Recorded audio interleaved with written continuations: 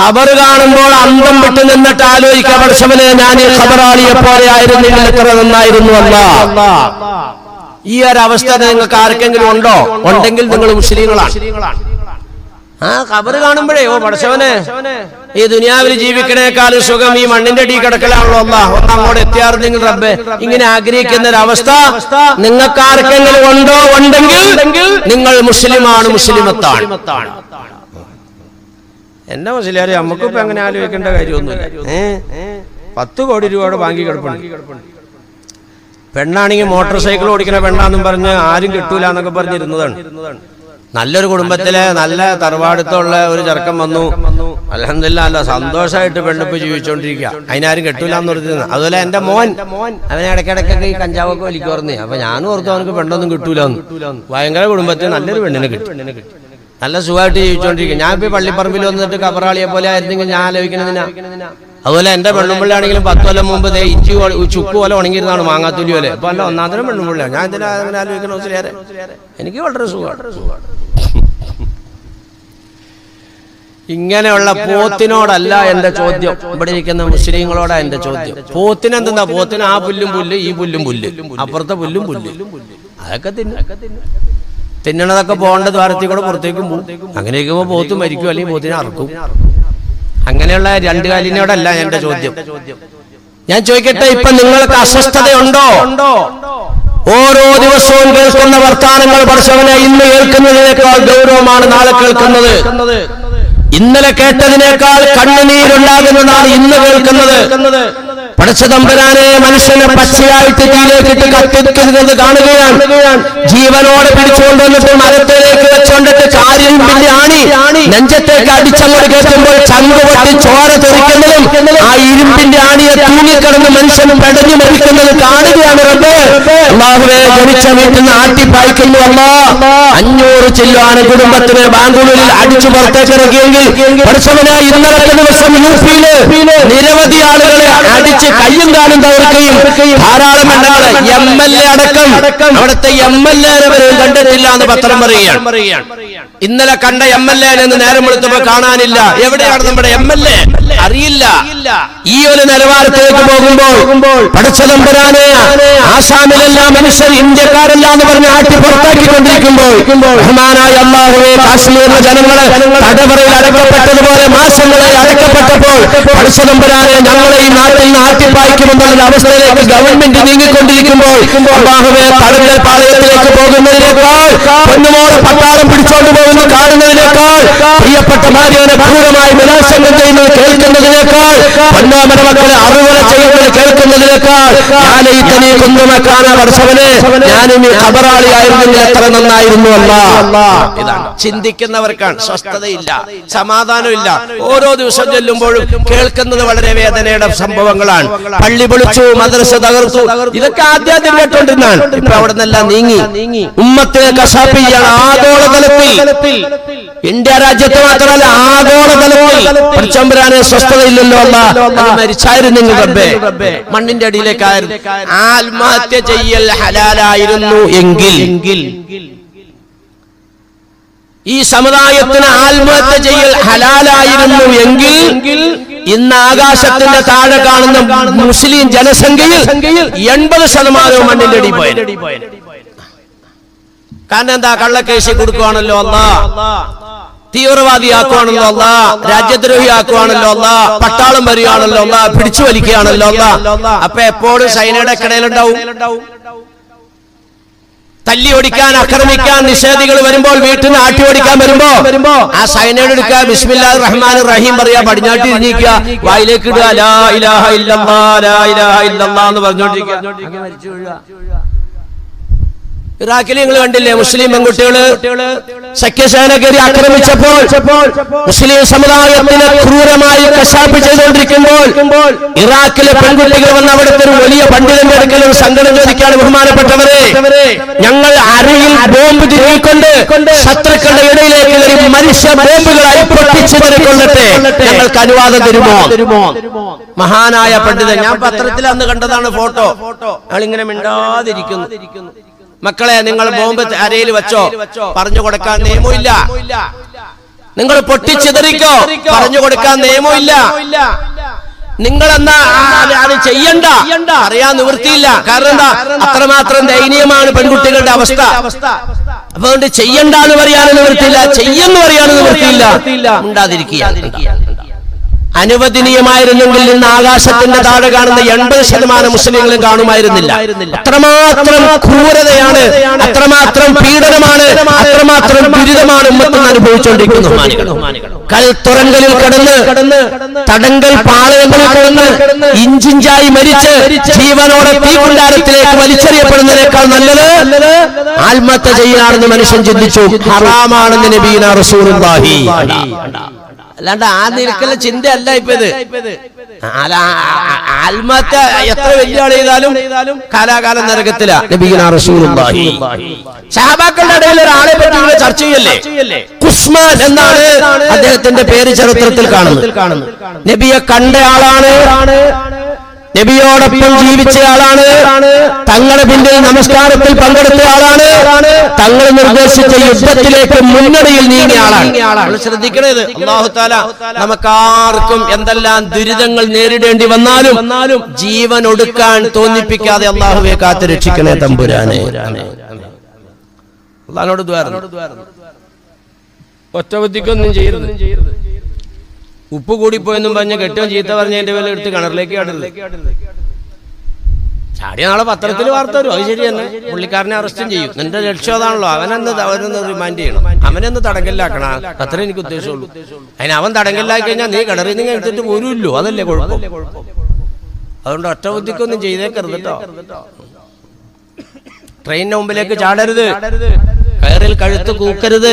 അൽഹംദുലില്ലാഹ് ഈ സമുദായത്തിന്റെ ഇടയിലാണ് ആത്മഹത്യാ നിരക്ക് ഏറ്റവും കുറഞ്ഞു കാണിക്കുന്നത്. ലോകത്ത് ഏറ്റവും കുറഞ്ഞ നിരക്ക് കാണിക്കുന്ന സമുദായത്തിന്റെ. കാരണം ഇതുകൊണ്ടിട്ടാ.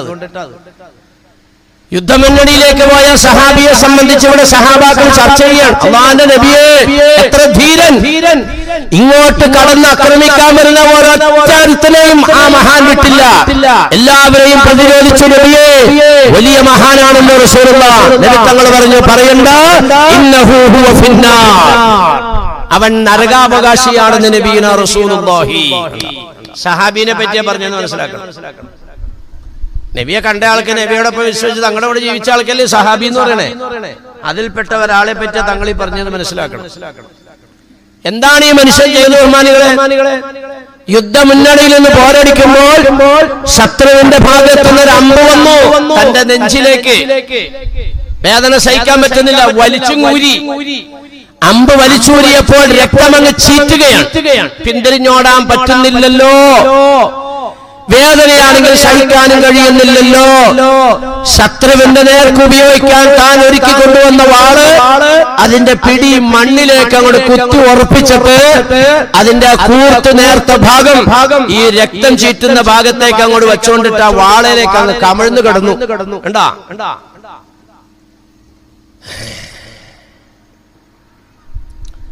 സ്വർഗവും നരകവും ചെരുപ്പിന്റെ വാറ് നിങ്ങളെ കാലിലേക്ക് അടുത്തിരിക്കുന്ന പോലെ അടുത്താണെന്ന് നബിത്തങ്ങൾ പറഞ്ഞത് ഇതാ. അല്ലാഹു നമ്മുടെ കാക്കുമ്പോ തന്നാക്കി തന്ന് അനുഗ്രഹിക്കുമാറാകും.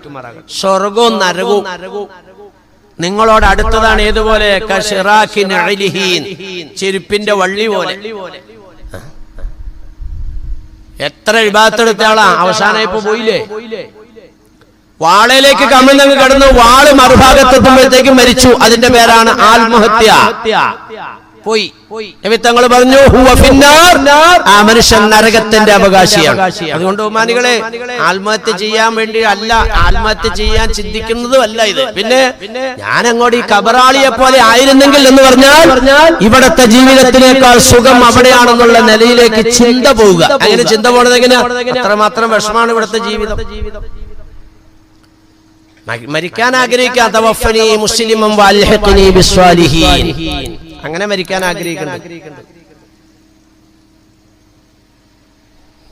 മിസ്റിന്റെ സിംഹാസനത്തിൽ ഉപവിഷ്ടനായ നബിയുനാ യൂസുഫ് അലൈഹിസ്സലാത്തു വസ്സലാം എല്ലാം കിട്ടിയപ്പോ പറഞ്ഞു, തവഫനി മുസ്ലിമൻ വൽഹിഖ്നി ബിസ്വാലിഹീൻ. നമുക്ക് എന്തെങ്കിലുമൊക്കെ കിട്ടുമ്പോഴത്തേക്കും പിന്നെ നമ്മൾ ഇത് മറന്നു. അങ്ങനെയല്ല വേണ്ട. യൂസുഫ് നബി അലൈഹി സ്വലാം പറഞ്ഞു, റബ്ബി ഖദ് ആതൈതനി മിനൽ മുൽക്കി, അല്ലാഹ് നീ എനിക്ക് അധികാരം തന്നു റബ്ബേ. ഞാൻ നിന്നോട് ചോദിച്ചിട്ടല്ല നീ എന്നെ രാജാവാക്കിയത്.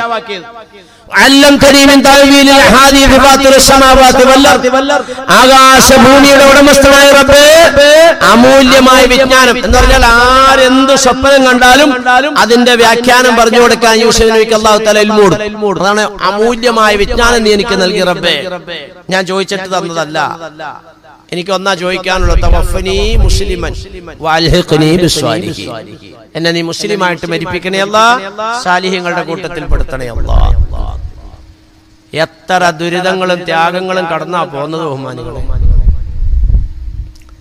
മുഫസ്സിരീങ്ങൾ ഒരു വിഭാഗത്തിന്റെ തഫ്സീർ യൂസുഫ് നബി അലൈഹി സ്വലാത്തു വസ്സലാമിനെ പരീക്ഷണം കൃത്യക്കൂടെ ഒക്കെ കടത്തിക്കൊണ്ടുവന്നത് വാപ്പാനെ പരീക്ഷിച്ചതാണ്. വാപ്പാനെ യഅഖൂബ് നബി അലൈഹി സ്വലാത്തു വസ്സലാം നിസ്കരിക്കാൻ വേണ്ടി നിന്നപ്പോഴേ അരികിലൂടെ ഇങ്ങനെ നടന്നുപോയി. ഇളംകുഞ്ഞാണ് യൂസുഫ് അലൈഹിസ്സലാം. അരികിലൂടെ ഇങ്ങനെ നടന്നുപോയപ്പോ നിസ്കാരത്തിൽ നിന്ന് യാക്കൂബ് നബി അലൈഹി സ്വലാത്തു വസ്സലാം കുഞ്ഞുമോൻ വളരെ ഭയങ്കര സൗന്ദര്യമാണ്, തന്നെയല്ല ഇളയ കുഞ്ഞാണ്. ഈ മാതാപിതാക്കൾക്കൊക്കെ അങ്ങനെ ഒരു സ്വഭാവമുണ്ട്, ഇളം കുഞ്ഞിനോട് പ്രത്യേക വാത്സല്യം ഉണ്ടാവും. ചില മൂത്ത കുട്ടികൾക്കൊക്കെ അതിന്റെ വലിയ അസൂയ ഉണ്ടാവും. അങ്ങനെ അസൂയ പിടിക്കണ്ട. വാപ്പാടെ ആരോഗ്യം കൂടുതൽ കിട്ടുന്നത്, ഉമ്മാടെ ആരോഗ്യം കൂടുതൽ കിട്ടുന്നത് മൂത്ത മക്കൾക്കാണ്. മൂത്ത മോന് വിരവണിയാൻ, മൂത്ത മോക്ക് കല്യാണം ആലോചിക്കാൻ, മൂത്ത മോനക്ക് വണ്ടി, എല്ലാ കാര്യങ്ങൾക്കും വാപ്പ മുമ്പിലുണ്ടാവും, ഉമ്മയും മുമ്പിലുണ്ടാവും. ഇളയ കൊച്ചുങ്ങളെ മക്കളാവുമ്പോഴത്തേക്കും ഇളയതിന് കല്യാണാലോചന വരുമ്പോ വാപ്പ വിളിച്ചോണ്ടൊരു, മോനെ നീ ഇങ്ങോട്ടും കൂടി ഒന്ന് ചെന്ന് നോക്ക, കുടുംബമൊക്കെ നമുക്ക് പറ്റിയതാണോന്ന്. എനിക്ക് കണ്ണ് കാഴ്ചയില്ലല്ലോ, എന്റെ നടു നിവർന്ന് നിൽക്കൂല, നീ പോയി നോക്ക്. ഇളയ മോന്റെ കല്യാണാലോചന ആകുമ്പോഴത്തേക്കും വാപ്പാന്റെ നടുവില്ല, വാപ്പാന്റെ കണ്ണുമില്ല, ഉമ്മാക്ക് ചെവിയുമില്ല. അതുകൊണ്ടിട്ടാണ് ഇളയ കുഞ്ഞുങ്ങളോട് കൂടുതൽ വാത്സല്യം അല്ലാഹു തആല മാതാപിതാക്കൾക്ക് കൊടുത്തേക്കണം. ഇതിങ്ങനെ അരികൂടെ ഇങ്ങനെ പോയപ്പോ അറിയാതെ ഇങ്ങനെ ഒന്ന് കണ്ണു പാളി. ആ ശിക്ഷയാണ് അല്ലാഹു തആല കൊടുത്തത് യൂസുഫ് നബി കൂടി. എന്റെ മുമ്പിൽ കൈകെട്ടി നിൽക്കുമ്പോൾ എന്നിൽ നിന്നും നീ കണ്ണിനെ തിരിച്ചോ, അതാണ് ശിക്ഷ. നമ്മുടെയൊക്കെ നിസ്കാരമൊക്കെ ഒന്ന് വിലയിരുത്തും. നമ്മുടെ നിസ്കാരത്തിനൊക്കെ വിലയിരുത്തുമ്പോ നരേന്ദ്രമോദി പ്രധാനമന്ത്രിയായ പോരാ, ഇത്രയോടെ കട്ടിയുള്ള ആള് പ്രധാനമന്ത്രിയായിട്ട് വരണം. വരും. അള്ളാന്റെ റസൂൽ സത്യം ചെയ്തിട്ടാ പറയാം, നിങ്ങൾ മര്യാദക്കല്ലെങ്കിൽ ലയുസല്ലിത്തന്നല്ലാഹു അലൈക്കും ശിറാറക്കും വയസൂമുനക്കും ശൂഅല്ലദാ. ചുമ്മാ ഒഴുക്കമട്ടിലല്ല പറഞ്ഞ, വല്ലദീ നഫ്സി ബിയദി, പടച്ച തമ്പുരാനെ തന്നെയാണ് സത്യം. സത്യം ചെയ്തിട്ടാ പറയാ, ഈ സമുദായം ദീനി സംസ്കാരത്തിനെ വിട്ടുകളയുമ്പോൾ ഇഞ്ചിഞ്ചായിട്ട് ഇങ്ങനെ പോകും, ഘട്ടം ഘട്ടമായിട്ട്. ഇസ്ലാമിനെ കളി. പേര് ചോദിച്ചാ എന്താ? പേര് ചോദിച്ചാ മുസ്ലിമാണ്. ദീനി സംസ്കാരങ്ങളെ സമുദായം കളയുമ്പോൾ അല്ലാഹ് എന്ന് പറയുന്ന സ്ഥലത്ത് അത് പറയാൻ വരെ പഠിക്കുന്ന അവസ്ഥയിലേക്ക് ഉമ്മത്തെത്തുമ്പോൾ അങ്ങനെയാണ്. ഒരു സ്ഥലത്ത് അല്ലാഹ് എന്ന് പറയേണ്ട ഒരു ഘട്ടം വന്നു, മിണ്ടൂല. എന്താ? ഞാൻ മുസ്ലിമാന്ന് അറിഞ്ഞാലോ, അതുകൊണ്ട് അല്ലാഹ് എന്ന് പറയണ്ട. നാണം. എത്ര അനുഭവം ഉണ്ടെന്നറിയോ? എത്ര അനുഭവം.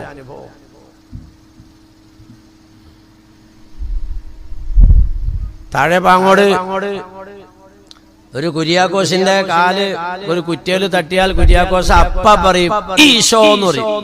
കാല് തട്ടി. കുഞ്ഞാരായണന്റെ കാല് കിട്ടി കഴിഞ്ഞാൽ അവൻ അപ്പ പറയും അമ്മേന്ന് പറയും. കാരണം അവരുടെ ആരാധ്യ വസ്തുക്കളെ അവർ വിളിച്ചത്. ക്രിസ്ത്യാനി ഈശോ എന്ന് വിളിച്ചു, കുഞ്ഞാരായണൻ അമ്മേന്ന് വിളിച്ചു. കുഞ്ഞാലിയുടെ കാലൊന്ന് തട്ടട്ടെ. ഓ പണ്ടാരം എന്ന് പറയും. പണ്ടാരം. കാരണം എന്താ? അവൻ ഇന്നാലില്ലാഹി വ ഇന്നാ ഇലൈഹി റാജിഊൻ എന്ന് പറഞ്ഞാ അവൻ കേൾക്കൂലേ, ഇവൻ കേൾക്കൂലേ? നാണക്കേട്. ഇദാ സാബത്തുൽ മുസീബ ഖാലു ഇന്നാലില്ലാഹി വ ഇന്നാ ഇലൈഹി റാജിഊൻ. നിന്റെ കാല് തട്ടിയാൽ നീ പറയേണ്ടത് ഇന്നാലില്ലാഹി വ ഇന്നാ ഇലൈഹി റാജിഊൻ. അതാ നീ പറയേണ്ടത്. അല്ലാഹനെ പറയേണ്ട സ്ഥലത്ത് അത് പറയാൻ മടിക്കുന്ന അവസ്ഥയിലേക്ക് ഉമ്മത്തെത്തുന്ന നബീന റസൂലുള്ളാഹി. കുഞ്ഞാരായണൻ തുമ്മിക്കഴിഞ്ഞ അച്ഛി അമ്മേ, കുര്യാക്കോസ് തുമ്മിയ അച്ഛി ഈശോ, കുഞ്ഞാലി തുമ്മിയ അച്ഛി പോടാ. കാരണം എന്താ ഈ പോത്ത് ഇപ്പൊ പൊട്ടാസ് പാടിക്കുന്നവരെ തുമ്മിയത്. അപ്പൊ അതെ മീശയിലേക്കും മൂത്തേക്കും ഒക്കെ കഫവും തുപ്പലും.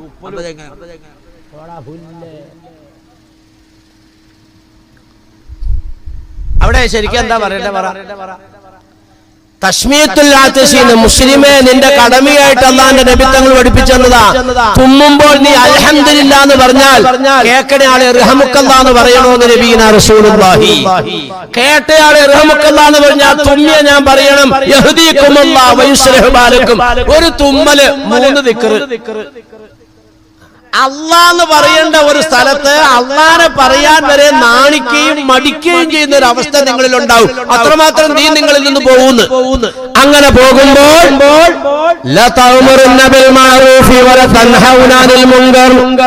കമ്മിറ്റിക്കാരും ഉസ്താദന്മാരും ജനങ്ങളോട് നല്ലത് പറഞ്ഞു കൊടുക്കാൻ തയ്യാറാകണം. ചീത്തയിൽ നിന്ന് ജനങ്ങളെ തടയാനും തയ്യാറാകണം. കണ്ടാ ഇൽമിന്റെ മഹത്വം കണ്ടാ? ജനങ്ങൾ ഈ കോലത്തിലേക്ക് പോകുമ്പോൾ കമ്മിറ്റിക്കാരും ഉലമാക്കളും ചെയ്യേണ്ടത് എന്താണെന്നറിയോ? ജനങ്ങൾക്ക് നല്ലത് പറഞ്ഞു കൊടുക്കണം, ചീത്തയിൽ നിന്ന് അവരെ തടയണം. ഈ ഒരു പരിപാടി നിങ്ങളുടെ നാട്ടിലില്ലെങ്കിൽ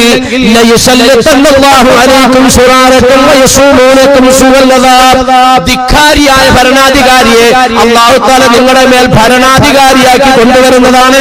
ലോകത്തൊരു മനുഷ്യനും അനുഭവിക്കാത്ത വേദനകളും ദുരിതങ്ങളും ആ ഭരണാധികാരിയിൽ നിന്ന് അല്ലാഹു നിങ്ങളെ അനുഭവിപ്പിക്കും. ഇന്ത്യയുടെ പ്രധാനമന്ത്രിയായിട്ട് നരേന്ദ്രമോദി ചുമ്മാ ഇടവഴി കൂടെ കയറി വന്നതല്ല, അള്ളാഹു ഉണ്ടെന്നിരുത്തിയതാ. നിങ്ങൾ മനസ്സിലാക്കണം.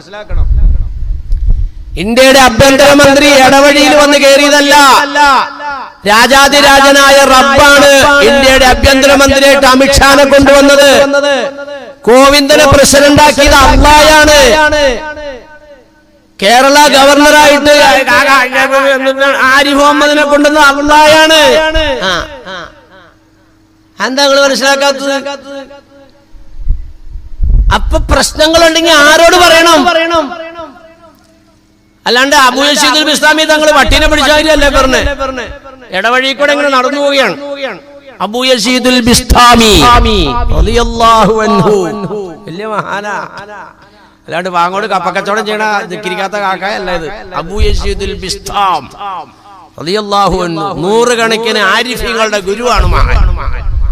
ബഹുമാനപ്പെട്ടവരെ ഇടവഴി കൂടെ ഇങ്ങനെ നടക്കുമ്പോ ഒരു പട്ടിയും കൂടെ ചാടിയോ. പട്ടി ചാടിയെന്നാ നമ്മളൊക്കെ എന്താ ചെയ്യാ? ബിസ്താമി റളിയല്ലാഹു തആല ചെയ്ത പണികൾ നോക്കിക്കോ. കടിക്കാൻ വന്ന പട്ടിയുടെ വായ കയറി പിടിച്ചു. പട്ടിയുടെ വായ കയറി പിടിച്ച പട്ടിയുടെ ഹാലെന്തായിരിക്കും? മാന്തന് സഹിക്കാൻ പറ്റാണ്ട് ഇപ്പൊ മൂപ്പര് വായെന്ന് വിട്ടിട്ട് കാലേ കയറി പിടിച്ചു. പട്ടിയുടെ കാലേലും കയ്യേലും കയറി പിടിച്ച പട്ടി ആനം കണ്ടിരിക്കോ? കടിക്ക് ശക്തി കൂടി. 1 ഇഞ്ച് പട്ടി പിന്നോട്ട് പോണില്ല. ഇസ്ലാമി തങ്ങൾ ചോരയില് മുങ്ങി. അപ്പോഴാണ് വേറൊരാളായാലും നടന്നു വരികയാണ്. എന്തായി കാണുന്നത്? അയ്യാളെ പോലെ ഞാനിതിൽ നടന്നു വന്ന വഴിപോക്കനാണ്.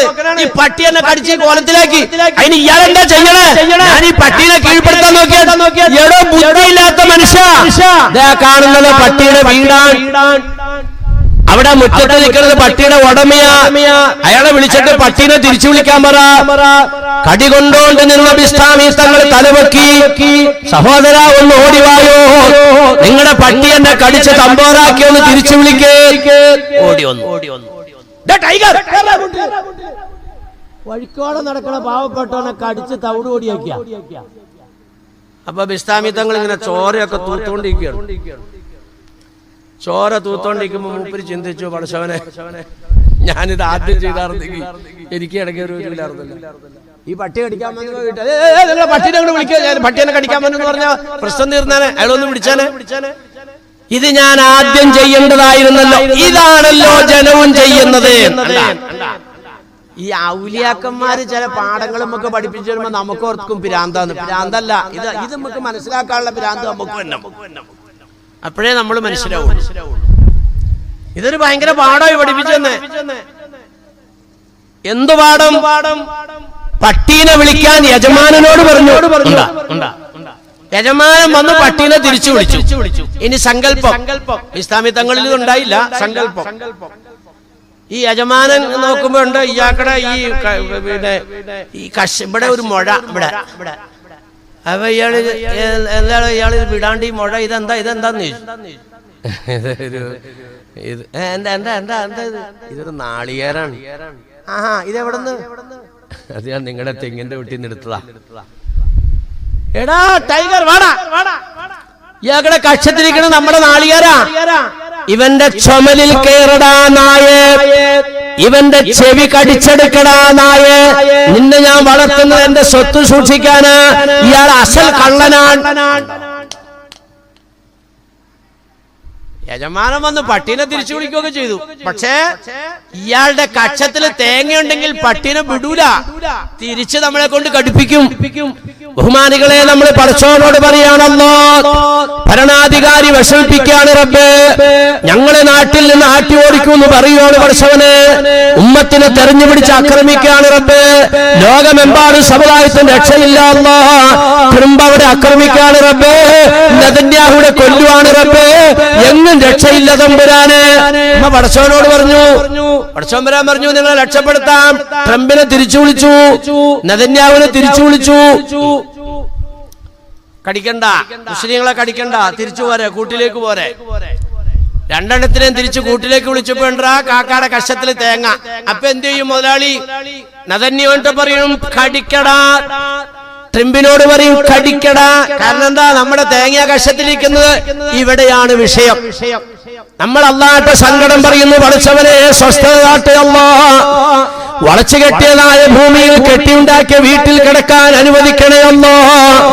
തടങ്കൽ പാളയങ്ങളിലേക്ക് പോകാൻ ഇടവരുത്തല്ലേ അല്ലാഹ്. പ്രിയപ്പെട്ട മോള് നഷ്ടപ്പെടുന്ന അവസ്ഥ വരുത്തല്ലേ അല്ലാഹ്. പൊന്നുമോനെ കേസിൽ കൊടുക്കുന്ന അവസ്ഥ വരുത്തല്ലേ അല്ലാഹ്. പഠിച്ചവനെ മുസ്ലിം ഉമ്മത്തിനെ രാജ്യത്ത് നിന്നും ആട്ടി ഓടിക്കുന്ന അവസ്ഥ വരുത്തല്ലേ അല്ലാഹ്. നമ്മൾ പടച്ചവനോട് പറയാൻ, പടച്ച തമ്പുരാൻ അത് അംഗീകരിക്കണമെങ്കിൽ എന്ത് വേണം? നമ്മൾ മര്യാദക്കാരാകണം. ഇത് നമ്മുടെ കക്ഷത്തിൽ തേങ്ങ എന്ന് പറഞ്ഞാൽ അല്ല ചെയ്യണ്ട എന്ന് പറഞ്ഞത് ചെയ്യുന്നു, ചെയ്യണോ എന്ന് പറയുന്നത് ചെയ്യുന്നില്ല. താഴെ പാങ്ങോട്ടൊരു മുതലാളിയുടെ വീട്ടിലേക്ക് ഇവിടുത്തെ ഒരു പയ്യൻ, അവന് ഇത്തിരി കുസൃതിയൊക്കെ ഉണ്ട്, സുലൈമാൻ. അവൻ നമ്മുടെ മമ്മാലിയാജിന്റെ അടുത്തേക്ക് എല്ലുവാണ്. എന്തിന്? ഇവിടെ പോലീസ് സർക്കിൾ അവിടുന്ന് പുറപ്പെട്ടിരിക്കുന്നു സുലൈമാനെ കൊണ്ടുപോകാൻ. സുലൈമാന്റെ പേരിലൊരു കേസ്. സുലൈമാൻ ഓടി മമ്മാലിയാജിനെ വീട്ടിൽ ചെന്നു. ആചാരേ, ഞാൻ ഈ കേസിന്റെ പ്രതി അല്ല ആചാരേ, എന്നോടുള്ള വൈരാഗ്യം കൊണ്ട് ഇവന്മാർ കുറെ ആൾക്കാർ കള്ളക്കേസ് കൊടുത്തത് ആചാരേ. ശരിയാണോടാ സുലൈമാനെ? ശരിയാണ് ആചാരേ, ഞാൻ സത്യമായിട്ട് ചെയ്തിട്ടില്ല ആചാരേ. എന്നെ പോലീസ് കൊണ്ടുപോയ ഇഞ്ച പോലെ ഇടിച്ചു കളയും ആചാരേ, അതുകൊണ്ട് എന്നെ രക്ഷപ്പെടുത്തണം. നീ ഇങ്ങോട്ട് കയറുക, ഈ കട്ടിന്റെ അടി കയറി കിടന്നു. കട്ടിന്റെ അടി കയറ്റി കിടത്തി. എന്നിട്ട് ഫോൺ എടുത്തു. ഹലോ, സർക്കിളല്ലേ? അതെ. ഞാൻ മമ്മാലിയാജി. ഓ, എന്താ ചേരെ, നിങ്ങൾ ആ സുലൈമാനെ പിടിക്കാൻ ഇങ്ങോട്ട് പോകുന്നുണ്ടെന്ന് കേട്ടു. അതെ, അയാളുടെ പേരിൽ ഒരു വലിയ കേസുണ്ട്. അത് ഞാൻ അവനെ അങ്ങോട്ട് കൊണ്ടുവന്നോളാം, നിങ്ങൾ അന്വേഷിച്ചും ഇങ്ങോട്ട് വരണ്ട. ഓ ശരി ശരി ശരി, അങ്ങനെ ആവട്ടെ. മമ്മാലിയാജി എത്ര സ്വാധീനമുണ്ട്. രക്ഷ കൊടുത്തില്ലേ? മമ്മാലിയാജി ചെന്നു, സർക്കിളിനെ കണ്ടു, കാര്യങ്ങൾ ധരിപ്പിക്കും, കേസില്ലാണ്ടാക്കി. ഇത് സുലൈമാന്റെ നയം കൊണ്ടിട്ടാണ് മമ്മാലിയാജി കേസെടുത്തത്. ഇത് സുലൈമാൻ ഇങ്ങോട്ട് വരുവാണ്, തുണിയൊക്കെ അങ്ങോട്ട് മടക്കി കുത്തി, കൈയൊക്കെ അങ്ങോട്ട് തെർത്ത് കയറ്റി, മീശയൊക്കെ അങ്ങോട്ട് പിരിച്ച്, ഒരു തോർത്തൊക്കെ എടുത്ത് ബട്ടൺ തലയെ കെട്ടി, ഒരു കടാരെടുത്ത് എക്കടയിൽ അതിന്റെ പിടി പുറത്ത് കാണാവുന്ന രീതിയിൽ അങ്ങോട്ട് കുത്തി ആചാര്യ അടുത്തേക്ക് വന്നിട്ട്, എടാ മമ്മാലി, ഇവന്റെ വാപ്പാടെ പ്രായമുണ്ടോ മമ്മാലിയാജിക്ക്? എടാ മമ്മാലി, എന്റെ പേരിൽ ഇവിടെയുള്ള ചിലവന്മാർ കള്ളക്കേസ് കൊടുത്തേക്കോൺ, നീ എന്നെ രക്ഷിക്കണം, പോലീസുകാർ കൊണ്ടുപോകാണ്ട്. മമ്മാലിയാജി വേഗം പരക്കകത്തേക്ക് വന്നിട്ട്, എടി ആ ബടിവാളും എടുത്തിടി. എന്താ ഇവനെ ഓടിക്കൂലേ? എന്താ കുഴപ്പം? എന്താ? ഇവന്റെ കൊമ്പം മീശ, ഇവന്റെ തലയെക്കെട്ട്, ഇവന്റെ കടാര, ഇവന്റെ അണ്ടറുകൊണ്ട് വള്ളി കാണാവുന്ന രീതിയിലാ തുണി മടക്കി കുത്തിയേക്കുന്നത്. കൈ നിർത്തിയേറ്റ് വെച്ചിരിക്കുക. Original rowdy. എന്നാ മര്യാദയ്ക്ക് വന്നെങ്കിൽ ആചാര്യ സ്വീകരിക്കും. ഇന്ന് നമുക്ക് പറ്റിയതാ, നമുക്ക് കൊമ്പം വീശയാ, നമുക്ക് തലയിൽ വട്ടക്കെട്ട, നമ്മുടെ എക്കടയിൽ കടാരയാ, നമ്മൾ തുണി മടക്കി കുത്തിയേക്കുക എന്ന് പറഞ്ഞാൽ നമ്മൾ പലിശക്കാരാ, നമ്മൾ പറ്റിപ്പീസുകാരാ, നമ്മൾ നുണ പറയുന്നവരാ, കരിഞ്ചന്ത നടത്തുന്നവരാ, ഭാര്യയെ ഉപദ്രവിക്കുന്നവരാ, മക്കളെ അടങ്ങേറാക്കുന്നവരാ, കള്ളസത്യം ചെയ്യുന്നവരാ. അല്ലോ നീ ഞങ്ങളെ രക്ഷിക്കല്ലോ, ഞങ്ങളുടെ നാട്ടിൽ നിന്ന് ഞങ്ങളെ ഓടിക്കാൻ തുടങ്ങുവാണല്ലോ, ഞങ്ങൾക്ക് സംരക്ഷണം തരണേ അല്ലാ. ബാബരി മസ്ജിദ് വരുന്നില്ല, എല്ലാവരും കൂടെ എന്തോരം ചെയ്തു, പള്ളിയുടെ പൊടി പോലും ഇല്ല. അപ്പോൾ എന്തേ നിന്റെ ദുആ സ്വീകരിക്കാൻ കൊള്ളൂല. അതുകൊണ്ട് ബഹുമാനികളെ, പടച്ചവനോട് പറയണം പ്രശ്നങ്ങള്. പറയണമെങ്കിൽ നമ്മൾ ആരാകണം?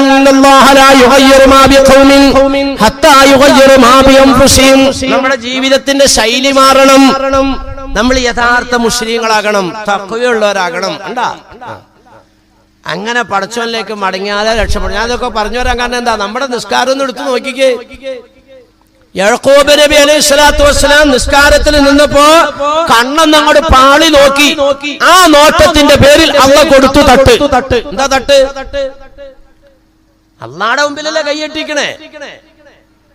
നമ്മുടെ ഓരോ ഇബാദത്തോളം ഇങ്ങനെ എടുത്ത് പരിശോധിച്ചോ, നമ്മൾ ഔട്ടാ, പുറത്താ. നമ്മ നന്നാവാൻ തയ്യാറാവുക, എന്നിട്ട് പടച്ചവനോട് പറയാൻ തയ്യാറാവുക. നമുക്ക് ഇസ്സത്തായ ജീവിതം അള്ളാഹ് തരും. അള്ളാഹ് നമ്മളെ വിജയിപ്പിക്കും. നമ്മളെ നാട്ടിൽ നിന്ന് ആരും ആട്ടി ഓടിക്കൂല. ഓടിക്കണമെന്ന് പറഞ്ഞു വരുന്നവരുടെ മനസ്സല്ല മാറ്റും. നിങ്ങൾ അതിന് പറ്റിയ നിലവാരത്തിലേക്ക് നീങ്ങണം. നിങ്ങളൊരു പ്രധാനമന്ത്രിനെ ആക്ഷേപിക്കണ്ട, ഒരു കേരള ഗവർണറെയും കുറ്റപ്പെടുത്തണ്ട, ഒരു ആഭ്യന്തരമന്ത്രിനെയും പരാതി പറയണ്ട. എല്ലാം പടച്ചവനോട് വിടുക. അള്ളാഹു ആണ് പരിഹാരം ഉണ്ടാക്കി തരേണ്ടവൻ. അതിന് പടച്ചവന്റെ അടുത്തേക്ക് വിടണമെങ്കിൽ നമ്മൾ ആരാകണം? തേങ്ങാ കള്ളനാവാൻ പാടില്ല. കഷത്തിൽ തേങ്ങ വച്ചോണ്ട് ചോദിച്ചാൽ കിട്ടൂല. നിസ്കാരം കണ്ടോ? ഞാനത് ചുമ്മാ ഒന്ന് ശ്രദ്ധിച്ചെല്ലാരും. ഒരൊറ്റ നോട്ടം കണ്ണങ്ങോട് പാളി നോക്കി നിസ്കാരം കഴിഞ്ഞപ്പോ മക്കൾ വരുവാണ്. അപ്പാ കുഞ്ഞനുജന ഞങ്ങളോടൊപ്പം ആടുമേക്കാൻ പറഞ്ഞയക്കണം. സൂറത്ത് യൂസുഫ് എടുത്ത് നോക്ക, വലിയ ചരിത്ര. വാപ്പ ഇടങ്ങേറായോ? പടച്ചമ്പുരാനെ ഒരു സ്വപ്നം കണ്ടിരിക്കുകയാണ് ഈ കുഞ്ഞ്. ഈ മക്കള് വന്ന് ചോദിക്കുന്നു. മക്കള് തന്നെയല്ലേ ചോദിക്കണത്, മോനെയല്ലേ വിടാൻ പറഞ്ഞത്. ചൈത്താന്റെ കടലിന്റെ അടുക്കായില്ലേ വിട്ടായിമാരി കുഞ്ഞിനോട് അസൂയുണ്ട്. കാരണം ഇളയ കൊച്ചിനെ ഒക്കെ കൊടുക്കണമെന്നുള്ള പരാതിയാ. പിള്ളേരെ കിട്ടുമെന്നുള്ള വിഷമായി. പറഞ്ഞു, നിങ്ങൾ സൂക്ഷിക്കണോട്ടോ, കുഞ്ഞിനെ സൂക്ഷിക്കണം. ഞങ്ങൾ സൂക്ഷിച്ചോളാം പാപ്പ. കൊണ്ടുപോയിട്ട് എന്താ സംഭവിച്ചേ? അവരെ ആസൂത്രണം ചെയ്തു വെച്ച പദ്ധതി നടപ്പിലാക്കി. വനാന്തരത്തിൽ കണ്ടുവച്ച പൊട്ടക്കിണറിന്റെ സമീപത്തേക്ക് കുഞ്ഞിനെ കൊണ്ടുപോയി അതിന്റെ ഉടുപ്പൂരിയെടുത്ത് ആ പൊട്ടക്കിണറിലേക്ക് വലിച്ചെറിഞ്ഞു. ക്രൂരത. എന്നിട്ട് എന്ത് ചെയ്തു? ഈ ആടിലോരണത്തിനെ പിടിച്ച് അറുത്തിട്ട് അതിന്റെ ചോര ഈ കുപ്പായത്തിലേക്ക് മുക്കി ഉപ്പാഴത്തേക്ക് എന്നിട്ട് സങ്കടപ്പെട്ടു ഒന്ന് നിൽക്കുവാണ്. ഉപ്പാ, കുഞ്ഞുമോനെ ഞങ്ങളിങ്ങനെ അപ്പുറത്തേക്ക് ആടി നോക്കി പോയപ്പോ കുഞ്ഞുമോനെ ചെന്നായ കൊണ്ടുപോയി. ഉപ്പാ, ഞങ്ങൾ സത്യമാണ് പറയുന്നത് ഉപ്പാ. ഇതാ മോന്റെ കുപ്പായെ കൊണ്ടുവന്നിരിക്കുന്നത് ഉപ്പാ. ഞങ്ങൾ സത്യമാണ്, സാധിക്കും, ഞങ്ങൾ സത്യമാണ് പറയുന്നതെങ്കിലും ഉപ്പ വിശ്വസിക്കാൻ വിഷമാണ്. ഞങ്ങൾക്ക് അറിയാം ഇത് സംഭവം ഇങ്ങനെയാണ് ഉണ്ടാക്കുന്നത് ഉപ്പാ എന്ന് പറഞ്ഞുകൊണ്ട് കുപ്പായം കിട്ടും. നടങ്ങി തെറിച്ചതായ പിതാവ് കുപ്പായം ഇങ്ങനെ വിടുത്തി നോക്കുമ്പോ ഈ ബട്ടൺസ് എല്ലാം അതിന്റെ ദ്വാരത്തിൽ നിന്ന് ഇങ്ങനെ സുരക്ഷിതമായി, ഒറ്റ ബട്ടൺസും പൊട്ടിയിട്ടില്ല, സുരക്ഷിതമായി ഇങ്ങോട്ട് ഊരിയെടുത്തിട്ട് കുപ്പായത്തിന് കേടൊന്നും വരുത്താതെയാണ് ചെന്നായ മോനെ കൊണ്ടുപോയേക്കുന്നത്. അന്ന് തുടങ്ങി കരച്ചില്. കണ്ടാ, ഒരു നിമിഷ നേരത്തേക്ക് അള്ളാഹുടെ മുന്നിൽ നിന്ന് കണ്ണു മാറ്റിയപ്പോൾ അന്ന് മുതൽ കരച്ചിൽ തുടങ്ങി. എവിടെ എത്തിയ ആ കരച്ചില്? രണ്ട് കണ്ണും പോയില്ലേ? യൂസുഫ് നബിയെ എത്രമാത്രം പരീക്ഷണത്തിൽ കൂടെ അന്ന് കടത്തിവിട്ടു നോക്കി. ഈ പരീക്ഷണങ്ങളെല്ലാം കടന്നു പോകാൻ കാരണം ഉപ്പാടെ ഒരൊറ്റ നോട്ടമാണ്. ഈ കണക്കിന് നമ്മുടെ നിസ്കാരമൊക്കെ എടുത്ത് വിലയിരുത്തിയാൽ നമുക്ക് അള്ളാഹ് വല്ലതും തരുവോ? നമ്മുടെയൊക്കെ നിസ്കാരം എന്താ? അല്ലാഹു അക്ബർ. നിസ്കരിക്കാൻ നിന്ന് കഴിഞ്ഞാൽ കബൂരിക്കിൽ ബഴീരി ഹദീസിനകത്ത് കാണാം. ഇൽത്തിഫാത്തു സഅലബി ഇഫ്തിറാഷു സുബ്ഇ ഹദീസിൽ കാണാം. നഖ്രിൽ ഉറാബി അദ്നാബിൽ ഖൈരി ശുംസി ഇങ്ങനെ നിരത്തിയിട്ടിട്ടുണ്ട് അല്ലാഹുവിന്റെ നബി മുഹമ്മദ് റസൂലുള്ളാഹി സ്വല്ലല്ലാഹു അലൈഹി വസല്ലം. നിസ്കരിക്കാൻ വേണ്ടി കൈ അങ്ങോട്ട് കെട്ടിയാൽ ചിലരുടെ ഹാലെന്താന്നറിഞ്ഞോ? ചെന്നായ നോക്കുന്നത് പോലെയാണ്, കുറുക്കൻ നോക്കുന്നത് പോലെയാണ് കണ്ണു പോണത്. സുജൂദ്. ഞാൻ ചോദിക്കട്ടെ, നമ്മുടെയൊക്കെ നിസ്കാരം എങ്ങനെ എടുത്ത് നോക്കുമ്പോ എത്ര നിസ്കാരം അള്ളാഹ്ക്ക് വേണ്ടിയുള്ള നിസ്കാരമുണ്ട്? കൈ അങ്ങോട്ട് കെട്ടിക്കഴിഞ്ഞു കഴിഞ്ഞാൽ സുജൂദ് എല്ലാ നബിത്തങ്ങൾ കാണിച്ചെന്നുണ്ട്. സല്ലു കമാ റഅയ്തുമൂനി ഉസല്ലി. വേറെ ആരെങ്കിലും നോക്കിയിരിക്കാല്ലോ, ഞാൻ നിസ്കരിക്കുന്നത് പോലെ നിങ്ങൾ നമസ്കരിച്ചോ എന്ന് നബിയുനാ റസൂലുള്ളാഹി. കൈ കെട്ടിക്കഴിഞ്ഞാൽ കണ്ണ് സുജൂദിന്റെ സ്ഥാനത്തേക്ക് ചെല്ലട്ടെ. സുജൂദിലേക്ക് പോകുമ്പോൾ കൈയല്ല കൊണ്ട് വെക്കേണ്ടത്. അതാണ് ഒട്ടകം മുട്ടുകുത്തുന്നത് പോലെ എന്ന് നബിത്തങ്ങൾ പറഞ്ഞു. ഒട്ടകം മുട്ടുകുത്തുന്നത് ആദ്യം കൈയല്ല കുത്തേണ്ടത്, കാലിന്റെ മുട്ട ആദ്യം കുത്തണം, എന്നിട്ട് കൈ വെക്കണം, എന്നിട്ട് നെറ്റി വെക്കണം. രണ്ട് കാലിന്റെ വിരലുകളുടെ അറ്റം ഭൂമിയിൽ പതിക്കണം, അരക്കൂട് മുകളിലേക്ക് പൊങ്ങണം, എന്നിട്ട് ഒരൊറ്റ ശ്വാസത്തിൽ സുബ്ഹാന റബ്ബിയൽ അഅ്ലാ വബിഹംദിഹി 3 പ്രാവശ്യം ഒന്ന് പറഞ്ഞു നോക്കി. അങ്ങനെ ഒന്ന് സുജൂദ് ചെയ്തു നോക്കി. ഇവിടുത്തെ യോഗയൊക്കെ പൊട്ടി പാളീസായി പോവും. നിങ്ങൾ മര്യാദയ്ക്ക് നിസ്കരിക്കാത്തത് കൊണ്ട് ഇന്ത്യ ഭരിക്കുന്ന സർക്കാരിന്റെ പിന്തുണയോടെ പള്ളിക്കൂടത്തിൽ വരെ യോഗ. ഞാൻ പറയാം, മര്യാദയ്ക്ക് നിസ്കരിക്കാത്ത എല്ലാ കാക്കാമാരുടെ മക്കളും യോഗ നടത്തണം. ഇങ്ങനെ എങ്ങോട്ട് എടുത്തു നോക്കി എവിടെ അവമാനികളെ നമ്മുടെ തഖ്വ പറ. മുൻഗാമികളുടെ നിസ്കാരവും ഇബാദത്തും ഒക്കെ നോക്കിക്കഴിഞ്ഞാൽ നമ്മുടെ ഇബാദത്തൊക്കെ നിർത്ത് സാദൃശ്യപ്പെടുത്തുമ്പോ എവിടെയാ നമ്മൾക്ക് തഖ്വ? എവിടെ തഖ്വ? 3 വിധത്തിലാണെന്ന് മഹാനായ അലി ബിൻ അബീ ത്വാലിബ് റളിയല്ലാഹു തആല നമുക്ക് വിശദീകരിച്ചിരുന്നുണ്ടെങ്കിൽ എവിടെയാണ് തഖ്വ? ഖൗഫൻ മിൻ ജലീൽ, അൽ-ഇസ്തിഅദാദു ലിൽ മൗത്ത്, ഖനാഅത്തു ബിൽ ഖലീൽ. ഇതാണ് 3 ഇത് 3 വന്നാലേ നമ്മൾ മുത്തഖീങ്ങളാവുള്ളൂ. നിങ്ങൾക്ക് ഈമാനും തഖ്വയും ഉണ്ടെങ്കിൽ നിങ്ങളെ അല്ലാഹു തആല രക്ഷപ്പെടുത്തി തരും. എന്താ പറഞ്ഞേക്കണം? പരാജയത്തിനുള്ള പരിഹാരം അതാ. നിസ്കാരം എങ്ങനെ എടുത്തു നോക്കി. എവിടെ നോക്കിയാലും നമ്മുടെ നിസ്കാരത്തിന്റെ റുക്കൂ എടുത്താലും സുജൂദ് എടുത്താലും നൃത്തം നിർത്താലും അത്തഹിയ്യാത്ത് എടുത്താലും എല്ലാം പ്രശ്നങ്ങളാണ്. ഇതൊന്നും മര്യാദയ്ക്ക് പഠിക്കാനോ അതനുസരിച്ച് ചെയ്യാനോ ഒന്നും നമുക്ക് താല്പര്യമില്ല. ഇതൊക്കെ ഞാൻ പറഞ്ഞു തന്നെ എന്താണെന്നറിയോ? യാക്കൂബ് നബി അലൈഹി സ്വലാത്തു വസ്സലാമിന്റെ ഒരു നോട്ടത്തില് യൂസുഫ് നബിയെ ഇതുപോലെ അല്ലാഹു തആല പരീക്ഷിച്ചെങ്കില് പരീക്ഷണങ്ങളെല്ലാം അതിജീവിച്ച യൂസുഫ് നബി അലൈഹി സ്വലാത്തു വസ്സലാം മിസ്റിന്റെ സിംഹാസനത്തിൽ ഇരിക്കുമ്പോൾ ദുആ ചെയ്തു, അല്ലാഹ് നീ എനിക്കെല്ലാം തന്നു, അല്ലാഹ് അധികാരം തന്നു, അമൂല്യമായ വിജ്ഞാനം തന്നു, ഇതൊന്നും എനിക്ക് പ്രശ്നമല്ല. തവഫനി മുസ്ലിമൻ വഅൽഹിഖ്നി ബിസ്സാലിഹീൻ. ഇതാണ് നമ്മുടെ ദുആ. അല്ലാണ്ട് ഖബറിൽ ചെന്നിട്ട് ഞാനങ്ങ് മരിച്ചാർന്നെങ്കിൽ ആഗ്രഹിക്കലല്ല ഈ പറഞ്ഞത്. ഇവിടെ ജീവിക്കാനുള്ള അസ്വസ്ഥത കൊണ്ടിട്ട് നമ്മുടെ ചിന്ത അങ്ങനെ ആയി പോവുമെങ്കിലും നമ്മൾ ദുആ ഇറക്കേണ്ടത് എങ്ങനെയാണ്? തവഫനി മുസ്ലിമൻ വഅൽഹിഖ്നി ബിസ്സാലിഹീൻ. പടച്ചവനെ, എന്നെ നീ മുസ്ലിമായിട്ട് മരിപ്പിക്കണേ അല്ലാഹ്, നാളെ സജ്ജനങ്ങളോടൊപ്പം ഒരുമിച്ച് കൂട്ടണേ അല്ലാഹ്. ഇങ്ങനെ ദുആ ഇറക്കണം. ബഹുമാനികളെ, ഈ ഒരു നിലവാരത്തിലേക്ക് നമ്മൾ നീങ്ങിയാൽ നമുക്ക് ഉണ്ടാകുന്ന സ്വഭാവത്തിന്റെ പേരാണ് തഖ്വ. ഈ തഖ്വ നമുക്കുണ്ടെങ്കിൽ അല്ലാഹു സുബ്ഹാനഹു വ തആല നമ്മളെ രക്ഷപ്പെടുത്തും. ഇന്ന് അതില്ലാത്ത ഒരവസ്ഥയിലേക്ക് എത്തിയപ്പോൾ അല്ലാഹു സുബ്ഹാനഹു വ തആല നമ്മളെ പരീക്ഷിക്കുന്നു. ദുആ ഇരുന്നാലും കൂടെ സ്വീകരിക്കൂല എന്നാണ്. ധിക്കാരിയായ ഭരണാധികാരിയുടെ ഭരണം വരുമ്പോ നിങ്ങൾ ഇങ്ങനെ ഇടങ്ങേറാവും. അപ്പൊ നിങ്ങൾ ദ്വാരിപ്പിക്കും നല്ല ആൾക്കാരെ കൊണ്ടുവന്ന്. ദുആ ചെയ്താലും സ്വീകരിക്കൂല. അല്ലാഹു നമ്മളെയൊക്കെ കാത്തു രക്ഷിക്കുമാറാകട്ടെ. അതുകൊണ്ട് സഹോദരന്മാരെ, ദുആ സ്വീകരിക്കാവുന്ന ഒരു നിലവാരത്തിലേക്ക് നമ്മുടെ ജീവിതത്തെ നമ്മൾ ചിട്ടപ്പെടുത്തുക, പരിപൂർണമായിട്ട് മുസ്ലിം ആവുക, നമ്മുടെ മുൻഗാമികൾക്കുണ്ടായിരുന്ന സ്വഭാവത്തിലേക്ക് മടങ്ങുക. അല്ലാഹുവിന് വേണ്ടി നിസ്കാരം, അതായിരുന്നു അവരുടെ സ്വഭാവം. ഇങ്ങനെ എടുത്തു പറയുന്നുണ്ട് ഖുർആൻ.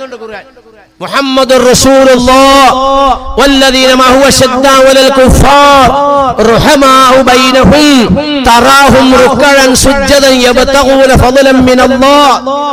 മുൻഗാമികളുടെ സ്വഭാവം ഒക്കെയായിരുന്നു. അതിലേക്ക് നമ്മൾ മടങ്ങണം. എന്താ മുൻഗാമികളുടെ സ്വഭാവം? റസൂലുള്ളാഹിനെ വിട്ടിട്ടൊരു ജീവിതം അവർക്ക് ഉണ്ടായില്ല. കല്യാണം കഴിക്കുവാണെങ്കിൽ അവിടെ റസൂലുള്ള ഉണ്ട്, കുടുംബജീവിതം വയ്ക്കാൻ റസൂലുള്ള ഉണ്ട്, ആടിനെ വെക്കുവാണെങ്കിൽ അവിടെ നബിയുണ്ട്, പല്ലി വെക്കുവാണെങ്കിൽ നബിയുണ്ട്. ലഖദ് കാന ലക്കും ഫീ റസൂലില്ലാഹി ഉസ്വത്തുൻ ഹസന. എല്ലാം ഒക്കെ നബി കാണിച്ചെന്ന് അതിലേക്ക് വന്നു. റുഹമാഉ ബൈനഹും, പരസ്പരം കരുണയുള്ളവരായിരുന്നു. അതിലേക്ക് നമ്മൾ മടങ്ങണം. തറാഹും റുക്കഅൻ സുജ്ജദൻ യബ്തഗൂന ഫളൻ മിനല്ലാഹ്. അല്ലാഹുവിന് വേണ്ടി നിസ്കരിക്കുന്നവര്, രണ്ട് ആൾക്കാരെ കാണിക്കാനല്ല, പടച്ചോമ്പരാന് വേണ്ടി നിസ്കരിക്കുന്നത്. 30 കൊല്ലത്തെ നിസ്കാരം ഖളാ വീട്ടെന്ന് പറഞ്ഞിട്ടോ ഒരു മഹാൻ സലീമാ റഹ്മത്തുള്ളാഹി തആല അൻഹു തങ്ങൾ എഴുതി വെച്ചിരിക്കുക, 30 കൊല്ലം ഇമാമിന്റെ വലതുഭാഗത്ത് നിസ്കരിച്ച ഒരു മഹാൻ 31ാമത്തെ കൊല്ലം മുതൽ പിന്നെ 30 കൊല്ലത്തെ നിസ്കാരം ഖളാ വീട്ടിൽ ആദ്യത്തെ സഫിൽ വന്ന് നിസ്കരിക്കുന്ന ആളാ. ഫസ്റ്റ് സഫിൽ ഇമാമിന്റെ വലതുഭാഗത്ത് 30 കൊല്ലായി. ഒരൊറ്റ വക്കത്തിൽ രണ്ടാമത്തെ സഫിലായി പോയി. രണ്ടാമത്തെ സഫിൽ ഇരുന്ന് സലാം വീട്ടിയപ്പോ മുമ്പിലിരിക്കുന്ന ഒരു പുറകോട്ട് തിരിഞ്ഞു നോക്കിയപ്പോ ഇദ്ദേഹത്തിന് ഒരു വല്ലാത്ത ജാള്യത. എന്താണോ ഇത്രയും നാളും 1ാം സഫിൽ നിന്നിട്ട് ഇപ്പൊ 2ലായിപ്പോയെ? ആ നിലയ്ക്കാണ് നോട്ടം എന്ന് മനസ്സിൽ ചിന്ത വന്നുപോയി. അപ്പ എഴുന്നേറ്റിട്ട് അപ്പ മുതൽ 30 കൊല്ലത്തെ നിസ്കാരം ഖളാ വീട്ടി. കാരണം എന്താ? ഞാൻ വലതുഭാഗത്ത് 1ാം സഫിൽ നിസ്കരിച്ചത് ജനങ്ങൾ ഞാൻ ആദ്യത്തെ സഫിൽ നിസ്കരിക്കുന്ന ആളാണെന്ന് അറിയണം എന്ന ഒരു നിലവാരത്തിലാണെന്ന് എന്റെ മനസ്സ് മാറിപ്പോയി. ഞാൻ അള്ളാഹ്ക്ക് വേണ്ടിയല്ല 30 കൊല്ലം നിസ്കരിച്ചത്, അള്ളാഹ്ക്ക് വേണ്ടിയാണ്, അല്ല ജനത്തിന് വേണ്ടിയാണ്. നമ്മളൊക്കെ എവിടെ എത്തി നോക്ക്. അതുകൊണ്ട് ബഹുമാനികളെ, ഈമാൻ സംശുദ്ധമാക്കുക, പടച്ചോമ്പരാനിലേക്ക് പരിപൂർണമായിട്ട് മടങ്ങുക. ഇപ്പൊ ഈ കാണുന്ന അസ്വസ്ഥതകളിൽ നിന്നിട്ട് സലാമത്ത് കിട്ടാനുള്ള വഴി കണ്ടെത്തുക. എന്താണ് വഴി? ജീവിതം ഈ രീതിയിൽ കരിപ്പിടിപ്പിച്ചിട്ട് തഖ്വയുള്ള ജീവിതത്തിലേക്ക് വന്നിട്ട് നമ്മുടെ ആയുധം എടുക്കണം. ഏതാണ് ആയുധം? അല്ലാഹ് വിജയിപ്പിക്കും. ഇപ്പൊ മിനിഞ്ഞാന്നത്തെ അത്രയും സ്ട്രോങ് ഇല്ലല്ലോ. ഇപ്പൊ ഇന്നും ഇന്നലെയൊന്നും ആൾക്കാർക്ക് എന്താ, മിനിഞ്ഞാന്ന് പാർലമെന്റിലെ ആഭ്യന്തര സഹമന്ത്രി എന്തോ വായിച്ചു പോലും. എന്തെന്നാ, ഇന്ത്യയുടെ എല്ലാ സ്റ്റേറ്റിലും പൗരത്വ നിയമം നടപ്പിലാക്കാൻ സർക്കാരിന് ഉദ്ദേശമില്ല. ഇപ്പൊ എല്ലാവർക്കും ശക്തി കുറഞ്ഞേക്കോൺ, സമരത്തിന് വീര്യം കുറഞ്ഞേക്കോൺ. കാരണം എന്താ? എന്തായാലും കേരളത്തിൽ വരൂല. ലാ യുൽദഗുൽ മുഅ്മിനു മിൻ ജുഹരിൻ വാഹിദിൻ മർറത്തൈനി നബിയുനാ റസൂലുള്ളാഹി. ഒരു സ്ഥലത്ത് ഒരു പരീക്ഷണത്തിൽ ഒരു മുസ്ലിമിനെ പരീക്ഷിക്കപ്പെടുന്നത് നീ കണ്ടാൽ ആ പരീക്ഷണം കൊണ്ട് നീ പാഠം പഠിക്കാൻ തയ്യാറാകണം. ഇതാണ് നബി തങ്ങൾ പറഞ്ഞത്. അവിടെ ഒന്നുണ്ടെങ്കിൽ ഇവിടെ വരുമെന്ന് നീ ഉറപ്പിച്ചോളണം. അതുകൊണ്ട് ബഹുമാനികളെ, പുറകോട്ട് പോവുകയല്ല വേണ്ടത്. വളരെ ഭീകരമാകുന്ന നിയമം പാസാക്കി കഴിഞ്ഞു. നമ്മുടെയൊക്കെ നാട്ടിലേക്ക് ഇതാ നിയമം പ്രാബല്യത്തിൽ വന്നു കഴിഞ്ഞു. ആരൊക്കെ എന്തൊക്കെ പറഞ്ഞാലും അത് പാർലമെന്റിൽ പിൻവലിക്കാത്തിടത്തോളം കാലം നിയമം ഇവിടെ ഉണ്ട്. ഈ നിയമത്തിൽ രക്ഷ നേടാൻ അള്ളാഹുവിനോട് സങ്കടപ്പെടണം. അതാണ് ആയുധം.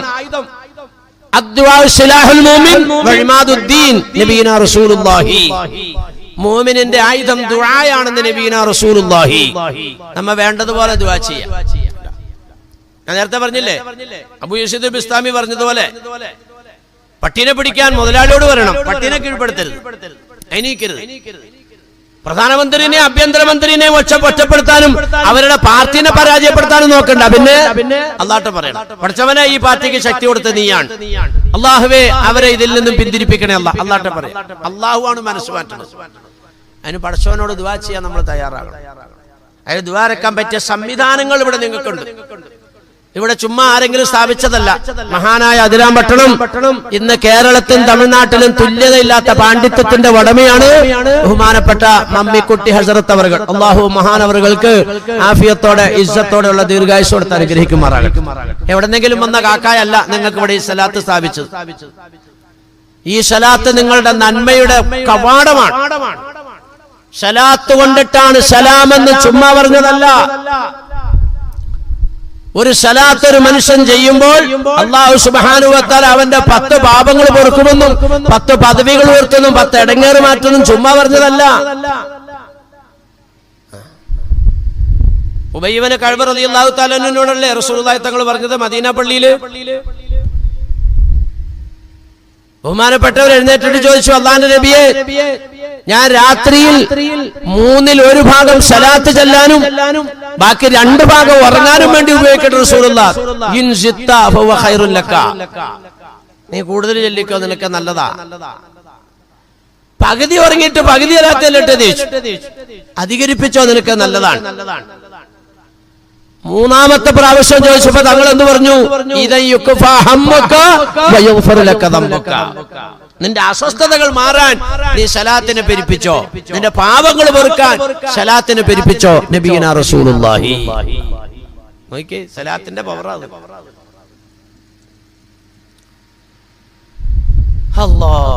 മൻ നസിയ സ്വലാത്തു അലിയ ഖുത്യാനു തരീഖുൽ ജന്ന ഔ കമാ ഖാല റസൂലുള്ളാഹി. ഞാൻ വീട്ടിൽ നിന്ന് ഇറങ്ങുമ്പോൾ താഴെ പാങ്ങോടിന് പോരാൻ വേണ്ടിയിട്ടാണ് വന്നത്. താഴെ പാങ്ങോട് വരാൻ വേണ്ടി ആ ജംഗ്ഷനിലെ ആർച്ചുള്ള ആ ഭാഗത്ത് വന്നു കഴിഞ്ഞപ്പോൾ നേരെ അങ്ങോട്ട് പോയി. ഇങ്ങോട്ട് കയറുന്നതിന് വരും. ഈ പള്ളിയിൽ ഞാൻ വരുവോ? വരൂല. ഞാൻ വീട്ടിൽ നിന്ന് ഇറങ്ങിയ നെയ്യത്തെന്തെന്നാ താഴെ പാങ്ങോട് പള്ളിയിൽ വരിക എന്നാണ്. 200 ചില്ലാന കിലോമീറ്റർ ഓടി ഇവിടെ എത്തിയപ്പോ നേരെ അങ്ങോട്ട് പോയി. നിങ്ങൾ നിസ്കരിക്കുന്നത് സ്വർഗത്തിൽ പോകാനാ, നോമ്പ് പിടിക്കുന്നത് സ്വർഗത്തിൽ പോകാനാ, സക്കാത്തോടുക്കും സ്വർഗത്തിൽ പോകാനാ, ഹജ്ജ് ചെയ്ത് സ്വർഗത്തിൽ പോകാനാ. സ്വർഗത്തിന്റെ വഴിയിലേക്ക് നിങ്ങൾ അങ്ങോട്ട് പോവുകയാണ്. പക്ഷേ ആ റൂട്ടിലേക്ക് കിടക്കുന്ന നിങ്ങളുടെ വഴി തെറ്റിപ്പോകും നിങ്ങളിൽ നിന്ന് സലാത്തില്ലാതെ ആയാലെന്ന് നബിയുനാ റസൂലുള്ളാഹി. വഴി തെറ്റിപ്പോകും. വഴി തെറ്റിയ പിന്നെ രക്ഷയില്ല, അങ്ങോട്ടും ഇല്ലൂല. അതുകൊണ്ട് ചെറിയൊരു അമലല്ല നിങ്ങളോട് തുടങ്ങിയേക്കണം. ഈ അമലങ്ങോട് മുന്നിൽ വെച്ചിട്ട് പടച്ചതമ്പരാനോട് ചോദിച്ചാൽ ഫലം കിട്ടും. ആഭ്യന്തര സഹമന്ത്രിയെ കൊണ്ടിട്ട് ഇന്ന് പാർലമെന്റിൽ ഇങ്ങനെ ഒരു കടലാസ് വായിപ്പിച്ചുവെങ്കിൽ അത് പാവങ്ങളുടെ ദുആഇന്റെ പവറാ. സലാസ ദഅവാത്തിൻ മുസ്തജാബാത്തുൻ ലാ ശക്ക ഫീഹിന്ന. 3 പ്രാർത്ഥനകൾക്ക് ഉത്തരമുണ്ട്, യാതൊരു സംശയമില്ല എന്ന് നബിയുനാ റസൂലുള്ളാഹി. 3 ദുആ. ഒന്നാമത്തേത് ദഅവത്തുൽ വാലിദി, ഉമ്മാന്റെ ഉപ്പാന്റെ ദുആയാണ് മക്കൾക്കുള്ളത്. ഉറപ്പാണെന്നാണ് നബിയുനാ റസൂലുള്ളാഹി. ഉറപ്പാണ്. എന്റെ മോനെ നീ രക്ഷപ്പെടുത്ത അല്ലാഹുന്നൊരു ഉമ്മ, എന്റെ മോനെ നീ പരാജയപ്പെടുത്തല്ലേ അല്ലാഹുന്നൊരു വാപ്പ ദുആ ചെയ്താൽ മക്കൾക്കത് കുറിക്കുകൊള്ളും. അതുകൊണ്ടാണ് അഷ്റഫുൽ ഖൽഖ് നബിയുനാ റസൂലുള്ളാഹി സ്വല്ലല്ലാഹി അലൈഹി വസല്ലം തങ്ങൾ പറഞ്ഞത് വലാ തദു അലാ ഔലാദിക്കും. മാതാപിതാക്കളെ, നിങ്ങളുടെ മക്കൾക്ക് കേടായിട്ട് നിങ്ങൾ ദുആ ചെയ്യരുത് കേട്ടോ എന്ന് നബിയുനാ റസൂലുള്ളാഹി. പ്രത്യേകിച്ച് ഉമ്മമാര് ശ്രദ്ധിക്കണം. മോള് അടുക്കളയിൽ നിന്ന് ഗ്ലാസ് കഴുകി, കുഞ്ഞു കയ്യല്ലേ, സോപ്പിട്ട് ഗ്ലാസ് കഴുകി പരിചയമില്ല, ഗ്ലാസ് തന്നെ താഴെ പോയി. പൊട്ടുമ്പോ തന്നെ ഇതിങ്ങനെ നടുങ്ങി നിൽക്കുമായിരിക്കും. തള്ള എന്തെന്നാടി ഒച്ചേട്ടത്? പേടിച്ചേക്ക്. ആഹാ, 1 ഡസൻ ഗ്ലാസും വാപ്പ മേടിച്ചു കൊണ്ടിട്ട് ഒരാഴ്ച ആയിട്ടില്ല, നീ തല്ലി പൊളിച്ചു. പിന്നെ ഇല്ലേ, നീ ഏത് കുടുംബത്തിൽ ചെന്നാലും നന്നാവൂല. തീർന്നു, ആ കൊച്ചിന്റെ ഭാവി പോയി. നീ ഏത് കുടുംബത്തിൽ ചെന്നാലും നന്നാവില്ല. കൊട്ടക്കണക്കിന് സ്വർണം വാങ്ങി, കോടികൾ വിലയുള്ള കാറ് വാങ്ങി, കൊട്ടാര തുല്യമായി വീട്ടിലേക്ക് വിട്ടു. കാണാൻ കൊള്ളാവുന്ന പുതിയാപ്പിളനെ കൊച്ചവിടെ രക്ഷപ്പെടൂല, തലാഖിലി വീട്ടിലെത്തും. എന്ത് സംഭവിച്ചു?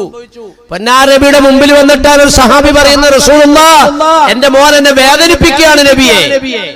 നിങ്ങളെ മോനെ സംബന്ധിച്ച് കേടായിട്ട് വല്ല വർത്തമാനം നിങ്ങൾ പറഞ്ഞിട്ടുണ്ടോ? അതേ റസൂലുള്ളാഹ്, സഹിക്കാൻ പറ്റാതായപ്പോ എന്റെ മോനെ പറ്റി ഞാനൊരു വാക്ക് പറഞ്ഞു പോയി. ആ മോന്റെ വേദന നിങ്ങൾ അനുഭവിച്ചേ തീരൂ എന്ന് നബിയുനാ റസൂലുള്ളാഹി. കാരണന്മാര് ശ്രദ്ധിച്ചോ? പുള്ള വളർന്നു കഴിഞ്ഞിട്ട് യാതൊരു സ്വസ്ഥതയില്ല, വാമസിലേറെ. അവൻ ഇരിക്കാൻ സമ്മതിക്കില്ല, കിടക്കാൻ സമ്മതിക്കണില്ല. നേരമൊക്കെ മര്യാദയ്ക്ക് വർത്താനം പറഞ്ഞില്ല. അവനെ കൊണ്ട് ഞാൻ കണ്ണീര് കുടിച്ചു. കുടിക്കാനുള്ള വഴി നീ ഉണ്ടാക്കിയിട്ടുണ്ടോ? വളരെ സൂക്ഷിച്ചോളണം. കയ്യിൽ നിന്നൊരു കല്ല് ഞാൻ അങ്ങോട്ട് എറിഞ്ഞാൽ ആ കൈ വിട്ടുപോയ കല്ല് തിരിച്ച് കയ്യിലേക്ക് എറിഞ്ഞു പിടിപ്പിക്കാൻ പറ്റൂല. അത് പോയത് പോയി. ഇതാണ് മാതാപിതാ. അതുകൊണ്ടാണ് തങ്ങൾ കർശനായിട്ട് പറഞ്ഞ്, മക്കൾക്ക് വേണ്ടി കേടായിട്ട് മാതാപിതാക്കളൊന്നും പറയല്ലേ. വളരെ ഗൗരവമായിരുന്നു. ഇബ്രാഹിം സയ്യാത്ത് റളിയല്ലാഹു തആല അൻഹു തന്റെ സംഘത്തിനോടൊപ്പം യാത്ര പോവുകയാണ്. ചരിത്ര ഗ്രന്ഥങ്ങളിൽ കാണാം, കുറെ ഇങ്ങനെ സഞ്ചരിച്ചു കഴിഞ്ഞപ്പോൾ പണ്ടൊക്കെയുള്ള യാത്രക്കാരുടെ ശൈലി, ഇടയ്ക്ക് വിശ്രമിക്കാൻ നിർത്തും, തമ്പ് കെട്ടി, ഭക്ഷണമൊക്കെ പാകപ്പെടുത്തി, നിസ്കരിച്ചു, കഴിച്ചു, കിടന്നു. ഉറക്കത്തിലേക്ക് പ്രവേശിക്കുമ്പോ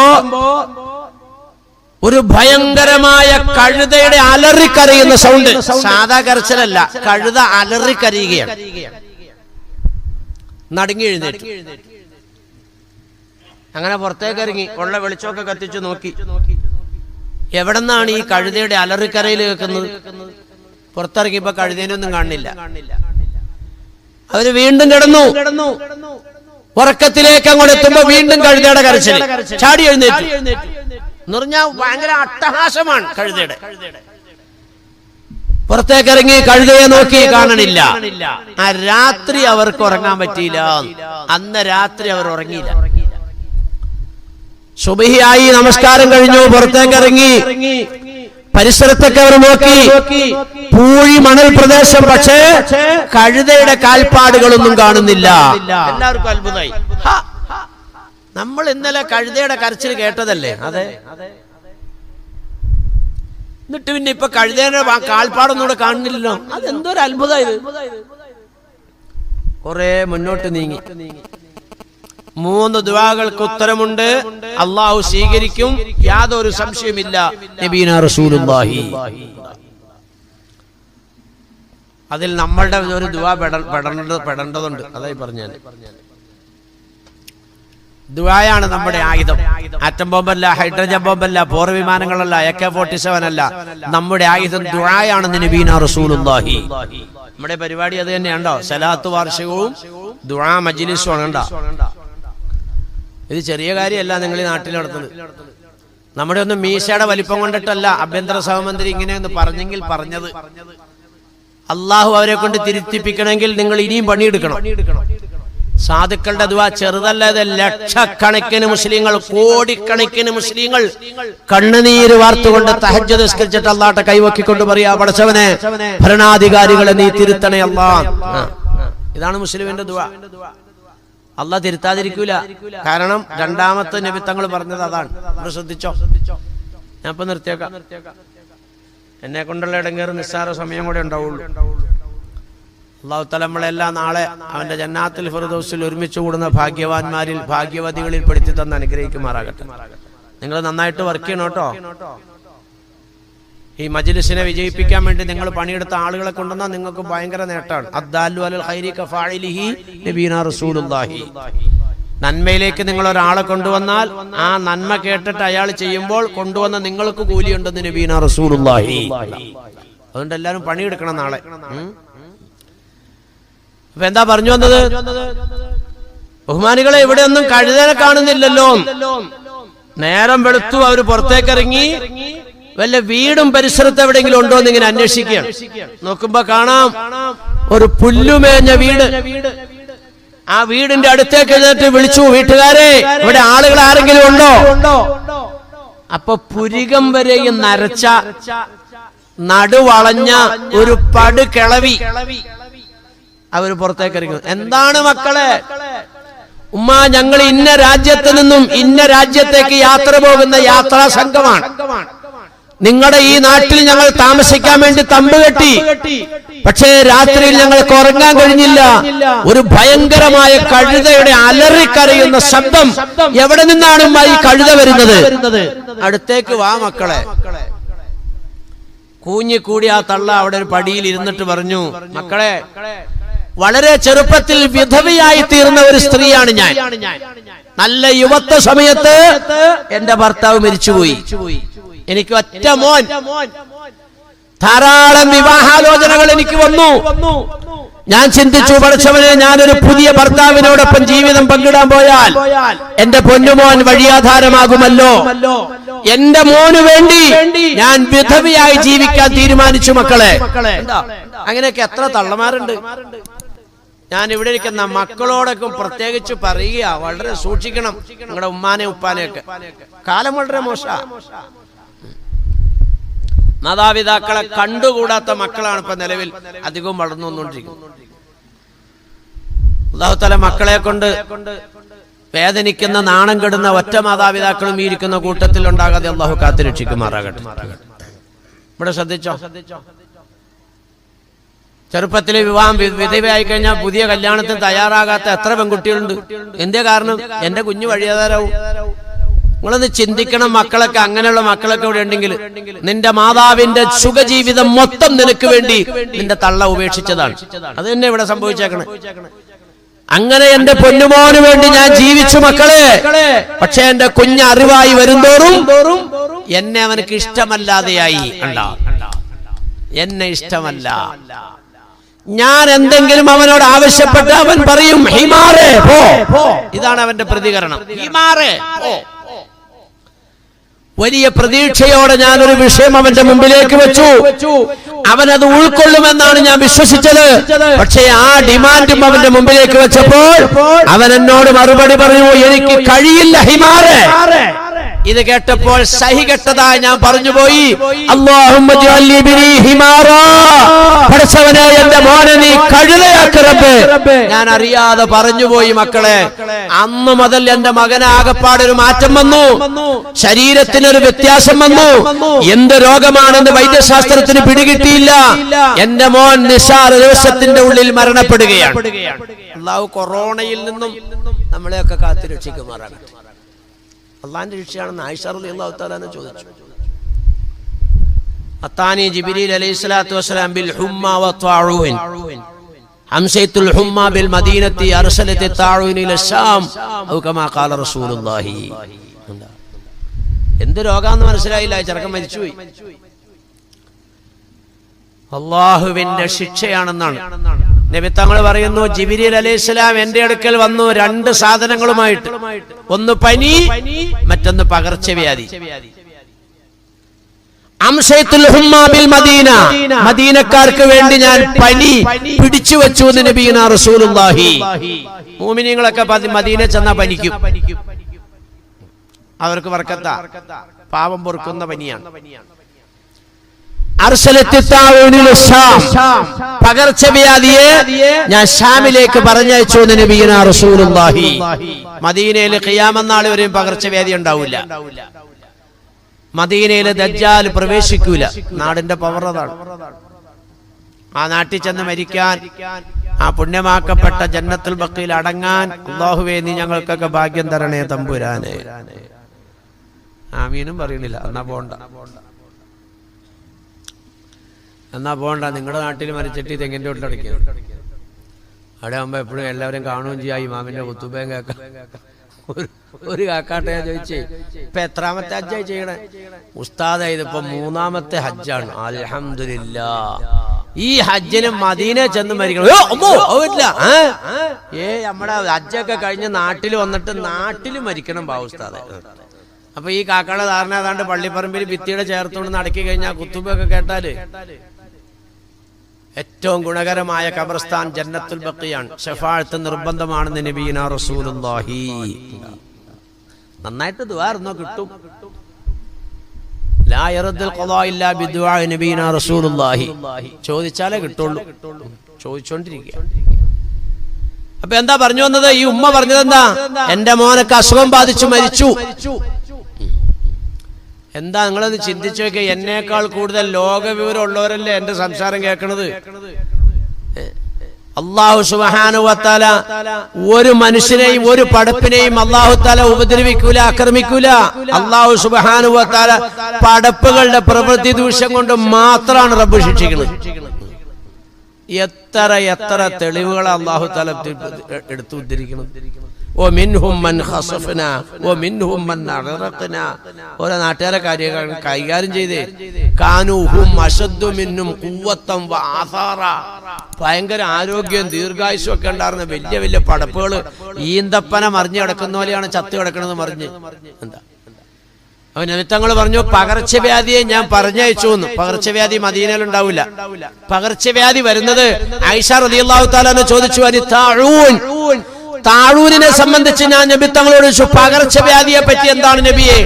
സല്ലല്ലാഹു അലൈഹി വസല്ലം തങ്ങൾ പറഞ്ഞു, അത് നിഷേധികൾക്കുള്ള ശിക്ഷയും റഹ്മത്തുൽ ലിൽ മുഅ്മിനീൻ, മുഅ്മിനീങ്ങൾക്ക് കരുണയുമാണെന്ന് നബിയുനാ റസൂലുള്ളാഹി. ശുഹദാഇന്റെ പദവി കിട്ടുമെന്നാണ്. പകർച്ചവ്യാധി ഒരു സ്ഥലത്തുണ്ടെങ്കിൽ ആ നാട്ടിൽ നിന്നും അതിനെ ഭയന്ന് വേറെ നാട്ടിലേക്ക് പോകാൻ പാടില്ല എന്ന് നബിയുനാ റസൂലുള്ളാഹി. ഒരു നാട്ടിൽ പകർച്ചവ്യാധി ഉണ്ടെങ്കിൽ അതില്ലാത്ത നാട്ടിൽ നിന്ന് നാട്ടിലേക്ക് വരികയും ചെയ്യരുതെന്ന് നബിയുനാ റസൂലുള്ളാഹി. അപ്പൊ ചൈനയിൽ നിന്ന് വന്ന ആള് വരുന്ന ചൈനയിലുള്ള ആൾ ഇങ്ങോട്ട് വരരുത്. മനസ്സിലായില്ലേ? ഇവിടെ ഇല്ലാത്ത രോഗം ഇല്ലാത്ത ഒരാൾ ചൈനയിലേക്കും പോകരുത്. അങ്ങനെയാണ് നബിയുനാ റസൂലുള്ളാഹി തങ്ങൾ പഠിപ്പിച്ച. അങ്ങനെയാ. ഇത് കാരണമായിട്ട് ഒരാൾ മരണപ്പെട്ടാൽ അയാൾ ഷഹീദായിട്ടാണെന്ന് നബിയുനാ റസൂലുള്ളാഹി. വലിയ ഹദീസാ ഇതൊക്കെ. അപ്പൊ അതുകൊണ്ട് നമുക്കിത് കിട്ടിയാൽ, നമ്മൾ മരിച്ചാൽ നമുക്ക് അൽഹംദുലില്ലാഹ് ഖൈറാണ്. ആ സ്ഥാനത്ത് നിഷേധികൾക്കോ ശിക്ഷയാണെന്ന് നബിയുനാ റസൂലുള്ളാഹി. ആയിരക്കണക്കിന് ജീവൻ പോയിക്കൊണ്ടിരിക്കുകയല്ലേ ചൈനയില്. ലോകത്തെ ഏറ്റവും സ്പീഡില് അവയവം മാറ്റിവെക്കൽ ശസ്ത്രക്രിയ നടക്കുന്ന രാജ്യമാണ് ചൈന. ഒരാളുടെ കണ്ണുപോയി. ലോകത്ത് ഏറ്റവും സ്പീഡില് പുതിയ കണ്ണ് വെച്ച് പിടിപ്പിക്കുന്ന രാജ്യം ചൈനയാന്നാണ്. ഹാർട്ട് പോയി, വൃക്ക പോയി, സ്പീഡിൽ വെച്ച് പിടിപ്പിക്കുന്ന ഏക രാജ്യം ചൈനയാണ്. ഞാൻ പോയി കണ്ടതൊന്നുമല്ല, ഈ പിള്ളേര് മൊബൈലിൽ കൂടെ കാണിച്ചു തന്നതാണ്. അതെങ്ങനെയാണെന്നറിയോ? അനവധി നിരവധി മുസ്ലിങ്ങളെ അവർ തടവറയിലാക്കിയിരിക്കുകയാണ്. അത് പത്രത്തിലൊക്കെ നമ്മൾ കണ്ടു. ഗർഭം അലസുന്ന ഗർഭഛിദ്രം നടത്തുന്ന തടവറയിലെ സ്ത്രീകളുടെ എണ്ണം കൂടി വരുന്നു ചൈനയിൽ. കണ്ടതാണ്. 5 ലക്ഷം മുസ്ലിം കുഞ്ഞുങ്ങളെ ചൈന തടവറയിലാക്കിയിരിക്കുന്നു. ഇതൊക്കെ നമ്മൾ മലയാളം പത്രത്തിൽ വായിച്ച ന്യൂസുകളാ, ഞാൻ വായിച്ചതാ. തടവറയിൽ കൊണ്ടുവിടുന്ന പെണ്ണുങ്ങളുടെ സ്വഭാവം കണ്ടോ? എന്തിനാ അവിടെ കൊണ്ടുവിടുന്നത്? ധാരാളം ഗർഭിണികളാവുന്നു. പ്രസവിപ്പിക്കാൻ കൊണ്ടേക്കുന്നതല്ല, ഗർഭം അലസിപ്പിക്കുകയാണ്. വീണ്ടും വീണ്ടും ഗർഭിണിയാവും, വീണ്ടും വീണ്ടും അലസിപ്പിക്കും. അല്ലാ അല്ലാ അല്ലാ അല്ലാ, ഈ വിപത്തൊന്നും പടച്ചവനെ ഞങ്ങൾക്കോ ഞങ്ങളുടെ നാടിലോ നാട്ടുകാർക്കോ വന്നു പെടാതെ കാത്തു രക്ഷിക്കണേ തമ്പുരാനെ. അപ്പൊ അനവധി നിരവധി മുസ്ലിങ്ങളെ തടവറയിലാക്കിയിരിക്കുന്ന ചൈനയില് ജീവനോടെ കണ്ണു കുത്തിയെടുക്കുന്നു, എന്നിട്ട് കൊണ്ടുപോയിട്ട് വെക്കും. ജീവനോടെ വൃക്ക കണ്ടിച്ചെടുക്കും, എന്നിട്ട് കൊണ്ടുപോയി വെക്കും. ശിരോവസ്ത്രം പാടില്ല, ജിൽബാബ് പാടില്ല എന്ന് പറഞ്ഞാൽ മുഖം മൂടുന്ന വസ്ത്രം പാടില്ല. ഇതെല്ലാം ഹറാമാക്കിയ ചൈനയിൽ എല്ലാവരും മുഖം മൂടി വെച്ചുകൊണ്ട് നടക്കുകയാണ്. പ്രാർത്ഥനയ്ക്ക് ഫലമുണ്ട് എന്ന് മനസ്സിലാക്കിയതായ ചൈന സർക്കാർ, മുസ്ലിങ്ങളെ നിങ്ങൾ പ്രാർത്ഥിക്കൂ, നിങ്ങളുടെ ദുആക്ക് പവർ ഉണ്ട്. നബിയുനാ റസൂലുള്ളാഹി അദ്ദുആഉ സിലാഹുൽ മുഅ്മിൻ, മുഅ്മിനെ നിന്റെ ആയുധം ദുആയാണെന്ന് നബിയുനാ റസൂലുള്ളാഹി. ദുആയാണ് ആയുധം, വാളല്ല. അവര് കൊല്ലങ്ങളോളം വാളും പരിചയം ആയുധങ്ങളും ഒക്കെ അവർ പരിശീലിക്കട്ടെ. നിന്റെ ഒരു അല്ലാഹു അക്ബർ മതി, മൊത്തം നുറുകിപ്പോകും. അതാണ് നിന്റെ പവർ. അല്ലാണ്ട് മുസ്ലിമിന്റെ കയ്യിലല്ല. മുസ്ലിങ്ങൾ എവിടെയാണ് ലോകത്ത് ആയുധ പരിശീലനം നടത്തുന്നത്? മുസ്ലിങ്ങൾ എവിടെയാണ് തീവ്രവാദികളെ ഉണ്ടാക്കുന്നത്? മുസ്ലിങ്ങൾ എവിടെയാണ് ആക്രമിക്കാൻ വരുന്നവരെ പ്രതിരോധിക്കാനുള്ള സംഘം ഉണ്ടാക്കുന്നത്? ഒന്നുമില്ല. മുസ്ലിംക്ക് അതിന് നേരമില്ല. പക്ഷേ ഈ ഒരുങ്ങി വരുന്നവരെല്ലാം ഒറ്റക്കെട്ടായി വരുമ്പോൾ നിന്റെ ഒരു അല്ലാഹു അക്ബർ മുഴുവൻ പീസാവും. അതാണ് നിന്റെ അല്ലാഹു അക്ബറിന്റെ പവർ. പിന്നെ വേറൊന്നുണ്ട്. നിന്നോട് അല്ലാഹു തആല പറഞ്ഞത് നീ മുസ്ലിമായിട്ട് മരിക്കണമെന്ന്. അവര് മരണം നിനക്കുള്ളൂ, നീ ഇവിടെ ഒന്ന് ജീവിക്കാനല്ല. അതും പടച്ചോൻ പറയാണ്, ഖലഖൽ മൗത വൽ ഹയാത ലിയബ്ലുവകും അയ്യുകും അഹ്സനു അമലാ. നീ ഇവിടെ വന്നത് മരിക്കാൻ വേണ്ടിയാണ്. നിന്റെ ജീവിതം നാളെ വരാൻ പോകുന്നതാണ്. നമ്മളെ കൊല്ലണവരുടെ ഉദ്ദേശം അതല്ല, അവര് ജീവിക്കാൻ വന്നതാണ്. ജീവിക്കാൻ വന്നവൾ എതിരിടാൻ വരുമ്പോൾ ജീവിക്കാൻ വരുന്നവന്റെ കൈ മുറിയാതെ നോക്കണം, കാല് പൊട്ടാതെ നോക്കണം, കണ്ണു പോകാതെ നോക്കണം. മരിക്കാൻ പോണവനക്ക് എന്ത് നോക്കാനാ? അവൻ മരിക്കല് തന്നെ. അതുകൊണ്ട് നന്നായിട്ട് മരിക്കണമെന്നാണ് അല്ലാഹു തആല പറഞ്ഞത്, ലാ തമൂതുന്ന ഇല്ലാ വഅൻതും മുസ്ലിമൂൻ. അപ്പൊ അതുകൊണ്ട് ബഹുമാനികളെ, അള്ളാഹുവിന്റെ അദാബാണിത്. നബി തങ്ങൾ പറഞ്ഞത് നിഷേധികൾക്ക് ഇത് ശിക്ഷയാണ്, മുഅ്മിനീങ്ങൾക്ക് ഇത് അനുഗ്രഹമാണെന്ന് നബിയുനാ റസൂലുള്ളാഹി. കൊറോണ നമുക്ക് അനുഗ്രഹമാണ്, നിഷേധികൾക്ക് ശിക്ഷയാണ്. ഇവിടെ എന്ത് രോഗാന്നറിയില്ല. തള്ള പറയുന്നു എന്റെ മോൻ എന്താ അസുഖമാണ് പിടിപെട്ടെന്നറിയില്ല, മരണപ്പെട്ടു പോയി. മരിച്ച അന്നു മുതൽ ഈ നാട്ടിലെ ഗ്രാമവാസികളുടെ ഉറക്കം കെടുത്തുന്ന കഴുതയുടെ അലറിക്കറിയുന്ന ശബ്ദം കേൾക്കുകയാണ്. ഞങ്ങൾക്കിതെല്ലാം പരിചയമായപ്പോൾ ഞങ്ങൾക്കിപ്പോ ഉറങ്ങാൻ വിഷമമില്ല. പുറംനാട്ടുകാർ ഇവിടെ വന്നാൽ രാത്രി ഉറങ്ങാൻ കഴിയില്ല. ഈ കഴുതയുടെ ഭീതിപ്പെടുത്തുന്ന ശബ്ദമാണ്. ഈ ശബ്ദത്തെ സംബന്ധിച്ച് എന്റെ മോൻ മരിച്ച അന്നു മുതലാണ് കേൾക്കുന്നതെങ്കിൽ ഈ നാട്ടിലെ ഉലമാക്കൾ മൊത്തം ഐക്യകണ്ഠേന പറഞ്ഞു, ഉമ്മ നിങ്ങളുടെ മകൻ അല്ലാഹു തആല കൊടുത്ത ശിക്ഷയാണ്. അല്ലാഹുമ്മ ജല്ലിബിനി ഉമ്മാടെ ദുആ വലിച്ചുപോയി. ഉണ്ടോ? അല്ലാഹു മാതാപിതാക്കളുടെ പൊരുത്തം കിട്ടുന്ന മക്കളാക്കി അല്ലാഹു നമ്മളെല്ലാം കബൂലാക്കുമാറാകട്ടെ. അപ്പൊ ഞാൻ പറഞ്ഞെന്താണെന്നറിയോ? 3 ദുആകൾക്ക് ഉത്തരമുണ്ടെന്ന് നബിയുനാ റസൂലുള്ളാഹി. ഒന്നാമത്തെ ദുആ മാതാപിതാക്കളുടേതാണ്. രണ്ടാമത്തേത് ദഅവത്തുൽ മദ്ലൂമി, ആക്രമിക്കപ്പെടുന്നവരുടെ ദുആയാണെന്ന് മുത്ത് മുഹമ്മദ് റസൂലുള്ളാഹി. ഇന്ത്യ രാജ്യത്തെന്നല്ല, ലോകത്തെ കോടാനുകോടി മുസ്ലിങ്ങൾ ആക്രമിക്കപ്പെടുന്നവരാണ്. മറുഭാഗത്താണ് അക്രമി. എവിടെയെങ്കിലും മുസ്ലിങ്ങൾ കയറി ആക്രമിക്കണ്ടോ? അവരെ പല പേരും ഒക്കെ പറഞ്ഞ് ആക്രമിക്കുകയാണ് ഇങ്ങോട്ട്. എല്ലാം അങ്ങനെ തന്നെ. ലോകത്തിന്റെ ചരിത്രം എടുത്തു നോക്കിയാൽ അങ്ങനെ തന്നെയാണ്. ഇന്ന് മാധ്യമം പത്രം എടുത്തു നോക്കിയപ്പോ കാണുന്നു ടച്ചുകാര് ഇന്ത്യ രാജ്യത്തു നിന്നും കടത്തിക്കൊണ്ടുപോയി അടിമച്ചന്തയിൽ കൊണ്ടുപോയി വിറ്റതായ കീഴ്ജാതിക്കാരുടെ ചരിത്രം തേടുന്നു. ഹിന്ദു സഹോദരൻ അതിന്റെ മുമ്പിലിരിക്കുന്നു. ടച്ച് ഭാഷയിലുള്ള രേഖകൾ കിട്ടിയിട്ടുണ്ട്. ഇന്ത്യ രാജ്യത്ത് നിന്ന് അവർണരായ ആളുകൾ, അതിനകത്ത് മുസ്ലിങ്ങളും ഉണ്ടാകാം, ഇവരെ കൊണ്ടുപോയിട്ട് അടിമച്ചന്തയിൽ കൊണ്ടുപോയി വിൽക്കുകയാണ്, ആണിനെയും പെണ്ണിനെയും. ഇത് അറബികൾ ചെയ്തില്ല, ടച്ചുകാർ ചെയ്തു, പോർച്ചുഗീസുകാർ ചെയ്തു, ബ്രിട്ടീഷുകാർ ചെയ്തു. മുസ്ലിമിന്റെ പാരമ്പര്യം എന്താ? ഈ വന്ന പാർട്ടിക്കാരെല്ലാം ഇന്ത്യ രാജ്യത്ത് നിന്ന് ആട്ടി ഓടിക്കാൻ ഇന്ത്യൻ ജനത കൈകോർത്ത് നിന്നു. ബ്രിട്ടീഷുകാരെ ഓടിച്ചു, ഡച്ചുകാരെ ഓടിച്ചു, പോർച്ചുഗീസുകാരെ ഓടിച്ചു. അവരെല്ലാം ഈ രാജ്യത്തിനെ ആക്രമിക്കാൻ വന്നവരാണ്, രാജ്യത്തിനെ ചൂഷണം ചെയ്യാൻ വന്നവരാണ്. അതേ സ്ഥാനത്ത് ഇവരെല്ലാം വരുന്നതിന് മുമ്പേ മുതൽ ഈ രാജ്യത്ത് വന്നവരാണ് അറബികൾ. ഇന്ത്യയുടെ ചരിത്രത്തിൽ നിങ്ങൾക്ക് എടുത്തു കാണിച്ചാലോ ഒരു അറബി രാജ്യത്ത് വന്നിട്ട് ആക്രമിച്ചു? അറബികൾ കപ്പലേൽ വരുന്നത് പെട്ടി നിറയെ സ്വർണ്ണ നാണയങ്ങളുമായിട്ടാണ്. എന്തിനാ അവർ വന്നത്? അവരുടെ രാജ്യത്തില്ലാത്ത കരയാമ്പൂ വില കൊടുത്തു വാങ്ങാൻ, അവരുടെ രാജ്യത്തില്ലാത്ത പിന്നെ കുരുമുളക് വില കൊടുത്തു വാങ്ങാൻ, അവരുടെ രാജ്യത്തില്ലാത്ത പുൽത്തൈലം വില കൊടുത്തു വാങ്ങാൻ, അവരുടെ രാജ്യത്തില്ലാത്ത ഇഞ്ചി വില കൊടുത്തു വാങ്ങാൻ. ഇതെല്ലാം ഈ രാജ്യത്ത് സുലഭമായിട്ടുണ്ട്. ഇവിടെ നിന്ന് അതെല്ലാം വില കൊടുത്ത് വാങ്ങി കപ്പലിൽ കയറ്റി അവരുടെ നാട്ടിലേക്ക് മണി. അതാണ് അറബികൾ. ആരും ആക്രമിക്കുന്നവരല്ല. ഇതാണ് മുസ്ലിങ്ങളുടെ പാരമ്പര്യം. മുസ്ലിം എങ്ങും ആരെ കയറി ആക്രമിച്ചിട്ടില്ല, എല്ലാം പ്രതിരോധിക്കൽ മാത്രമേ ഉണ്ടായിട്ടുള്ളൂ. അങ്ങനെ പ്രതിരോധിച്ചപ്പോഴാണ് ഈ മരണങ്ങളൊക്കെ സംഭവിച്ചത്. ബദർ അത് തന്നെയാണ്, പ്രതിരോധമാണ്. ഉഹദ് പ്രതിരോധമാണ്, ഖന്തക്ക് പ്രതിരോധമാണ്, ഹുനൈൻ പ്രതിരോധമാണ്. ഇന്നും നടക്കുന്നതെല്ലാം അങ്ങനെ തന്നെയാണ്. ഏറ്റവും അറിയപ്പെട്ട വലിയ യുദ്ധം ലോകത്ത് നടന്നത് എന്താ? ഇറാഖിനെ കയറി സഖ്യസേന ആക്രമിച്ചതാണ്. ഇറാഖ് പോയി ആക്രമിച്ചോ? ഇല്ല, കേറി വന്നു, പ്രതിരോധിച്ചു. അതുകൊണ്ട് ബഹുമാനമുള്ള സഹോദരന്മാരെ, സഹോദരിമാരെ, ഉമ്മത്തിനെ സംബന്ധിച്ചിടത്തോളം അവരുടെയൊക്കെ പാരമ്പര്യം ഇതാണെങ്കിൽ അവരുടെ ആയുധം ഏതാ? പ്രതിരോധിക്കാനുള്ള ആയുധം ദുആയാണെന്ന് നബീന റസൂലുള്ളാഹി. ആ ദുആക്ക് ഉത്തരമുണ്ട്. കാരണം നിങ്ങൾ ആക്രമിക്കപ്പെടുന്നവരാണ്. മറുഭാഗത്തെല്ലാം യോജിച്ചിരിക്കുക. 1400 കൊല്ലം പഴക്കമുള്ള ഹദീസാണ് ഇപ്പൊ നമ്മൾ അക്ഷരാർത്ഥത്തിൽ കണ്ടുകൊണ്ടിരിക്കുന്നത്. എല്ലാവരും ഒരു ഭാഗത്തേക്ക് ഒരുമിച്ച് കൂടും, നിങ്ങൾ മാത്രം മറുഭാഗത്താകും. വലിയ ഹദീസ്. യൂശിക്കും തദാ അലൈക്കും കമാ തദാ അലഖലതു ഇലാ ഖിസ്വതിഹാ. ഹദീസ് ഒന്നും പറഞ്ഞ് ഞാൻ അർത്ഥം പറയണില്ല, നമ്മുടെ ശ്രദ്ധിച്ചോ. ഇങ്ങനെ എല്ലാവരും മറുഭാഗത്ത് ഒരുമിച്ച് കൂടി നിങ്ങൾ ഈ ഭാഗത്ത് ഒറ്റപ്പെടുമ്പോൾ നിങ്ങളുടെ ആയുധം ദുആയാണെന്ന് നബീന റസൂലുള്ളാഹി. നമ്മൾ ദുആ ചെയ്യാം. എങ്ങനെ ദുആ ചെയ്യാ? അല്ലാഹുവിന്റെ റസൂലിന്റെ പേരിലുള്ള സലാത്തുകൾ മുന്നിൽ വെച്ചുകൊണ്ടിട്ട് ദുആ എടുക്കുക. സലാത്താണ് എല്ലാത്തിന്റെയും താക്കോല്. من صلى لي 100 كتب الله بين عينيه براءة من النفاق براءة من النار أسكنه الله يوم القيامة مع الشهداء نبينا رسول الله. നിങ്ങൾക്ക് ഈമാൻ ഇല്ലെങ്കിൽ നിങ്ങളുടെ ദുആ സ്വീകരിക്കില്ല എന്ന് ഞാൻ പറഞ്ഞില്ലേ? നിങ്ങൾക്ക് തഖ്വ ഇല്ലെങ്കിൽ നിങ്ങളുടെ ദുആ സ്വീകരിക്കില്ല എന്ന് ഞാൻ പറഞ്ഞില്ലേ?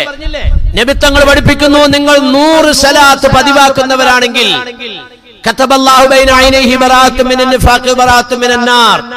നിങ്ങൾ മുനാഫിഖുകളല്ല, മുഅ്മിനീങ്ങളാണ്. നിങ്ങൾ നരകാവകാശികളല്ല, സ്വർഗാവകാശികളാണ് എന്ന് നിങ്ങളുടെ മുഖത്ത് രേഖപ്പെടുത്തുമെന്ന് നബിയുനാ റസൂലുള്ളാഹി. ഈ രേഖപ്പെടുത്തുന്നതൊക്കെ കാണുന്നത് എവിടെയാന്നൊക്കെ എനിക്ക് നിങ്ങളെ പഠിപ്പിക്കാൻ അറിയാം, പക്ഷെ ഞാൻ അതിലേക്ക് സംസാരം കൊണ്ടുപോണില്ല. 100 സലാത്ത് പതിവാക്കിയാൽ ഈമാൻ വന്ന് കേറും, കവാടം തുറക്കുക. നന്മയുടെ വാതിൽ തുറക്കുന്നത് സലാത്ത് കൊണ്ടിട്ടാ. ഇങ്ങനെ 100 സലാത്ത് പതിവാക്കിയാൽ അസ്കനഹുല്ലാഹു യൗമൽ ഖിയാമത്തി മഅ ശുഹദാ നബീന റസൂലുള്ളാഹി. നാളെ മഹ്ശറയില് ഏറ്റവും വലിയ മഹാന്മാർക്കും മഹദികൾക്കും കിട്ടുന്ന പദവിയാണ്, ശുഹദാക്കൾക്കും ഷഹീദത്തിനും കിട്ടുന്ന പദവിയാണ് 100 സലാത്ത് പതിവാക്കുന്നവർക്ക് മഹ്ശറയിൽ കിട്ടുന്നതെന്ന് നബീന റസൂലുള്ളാഹി.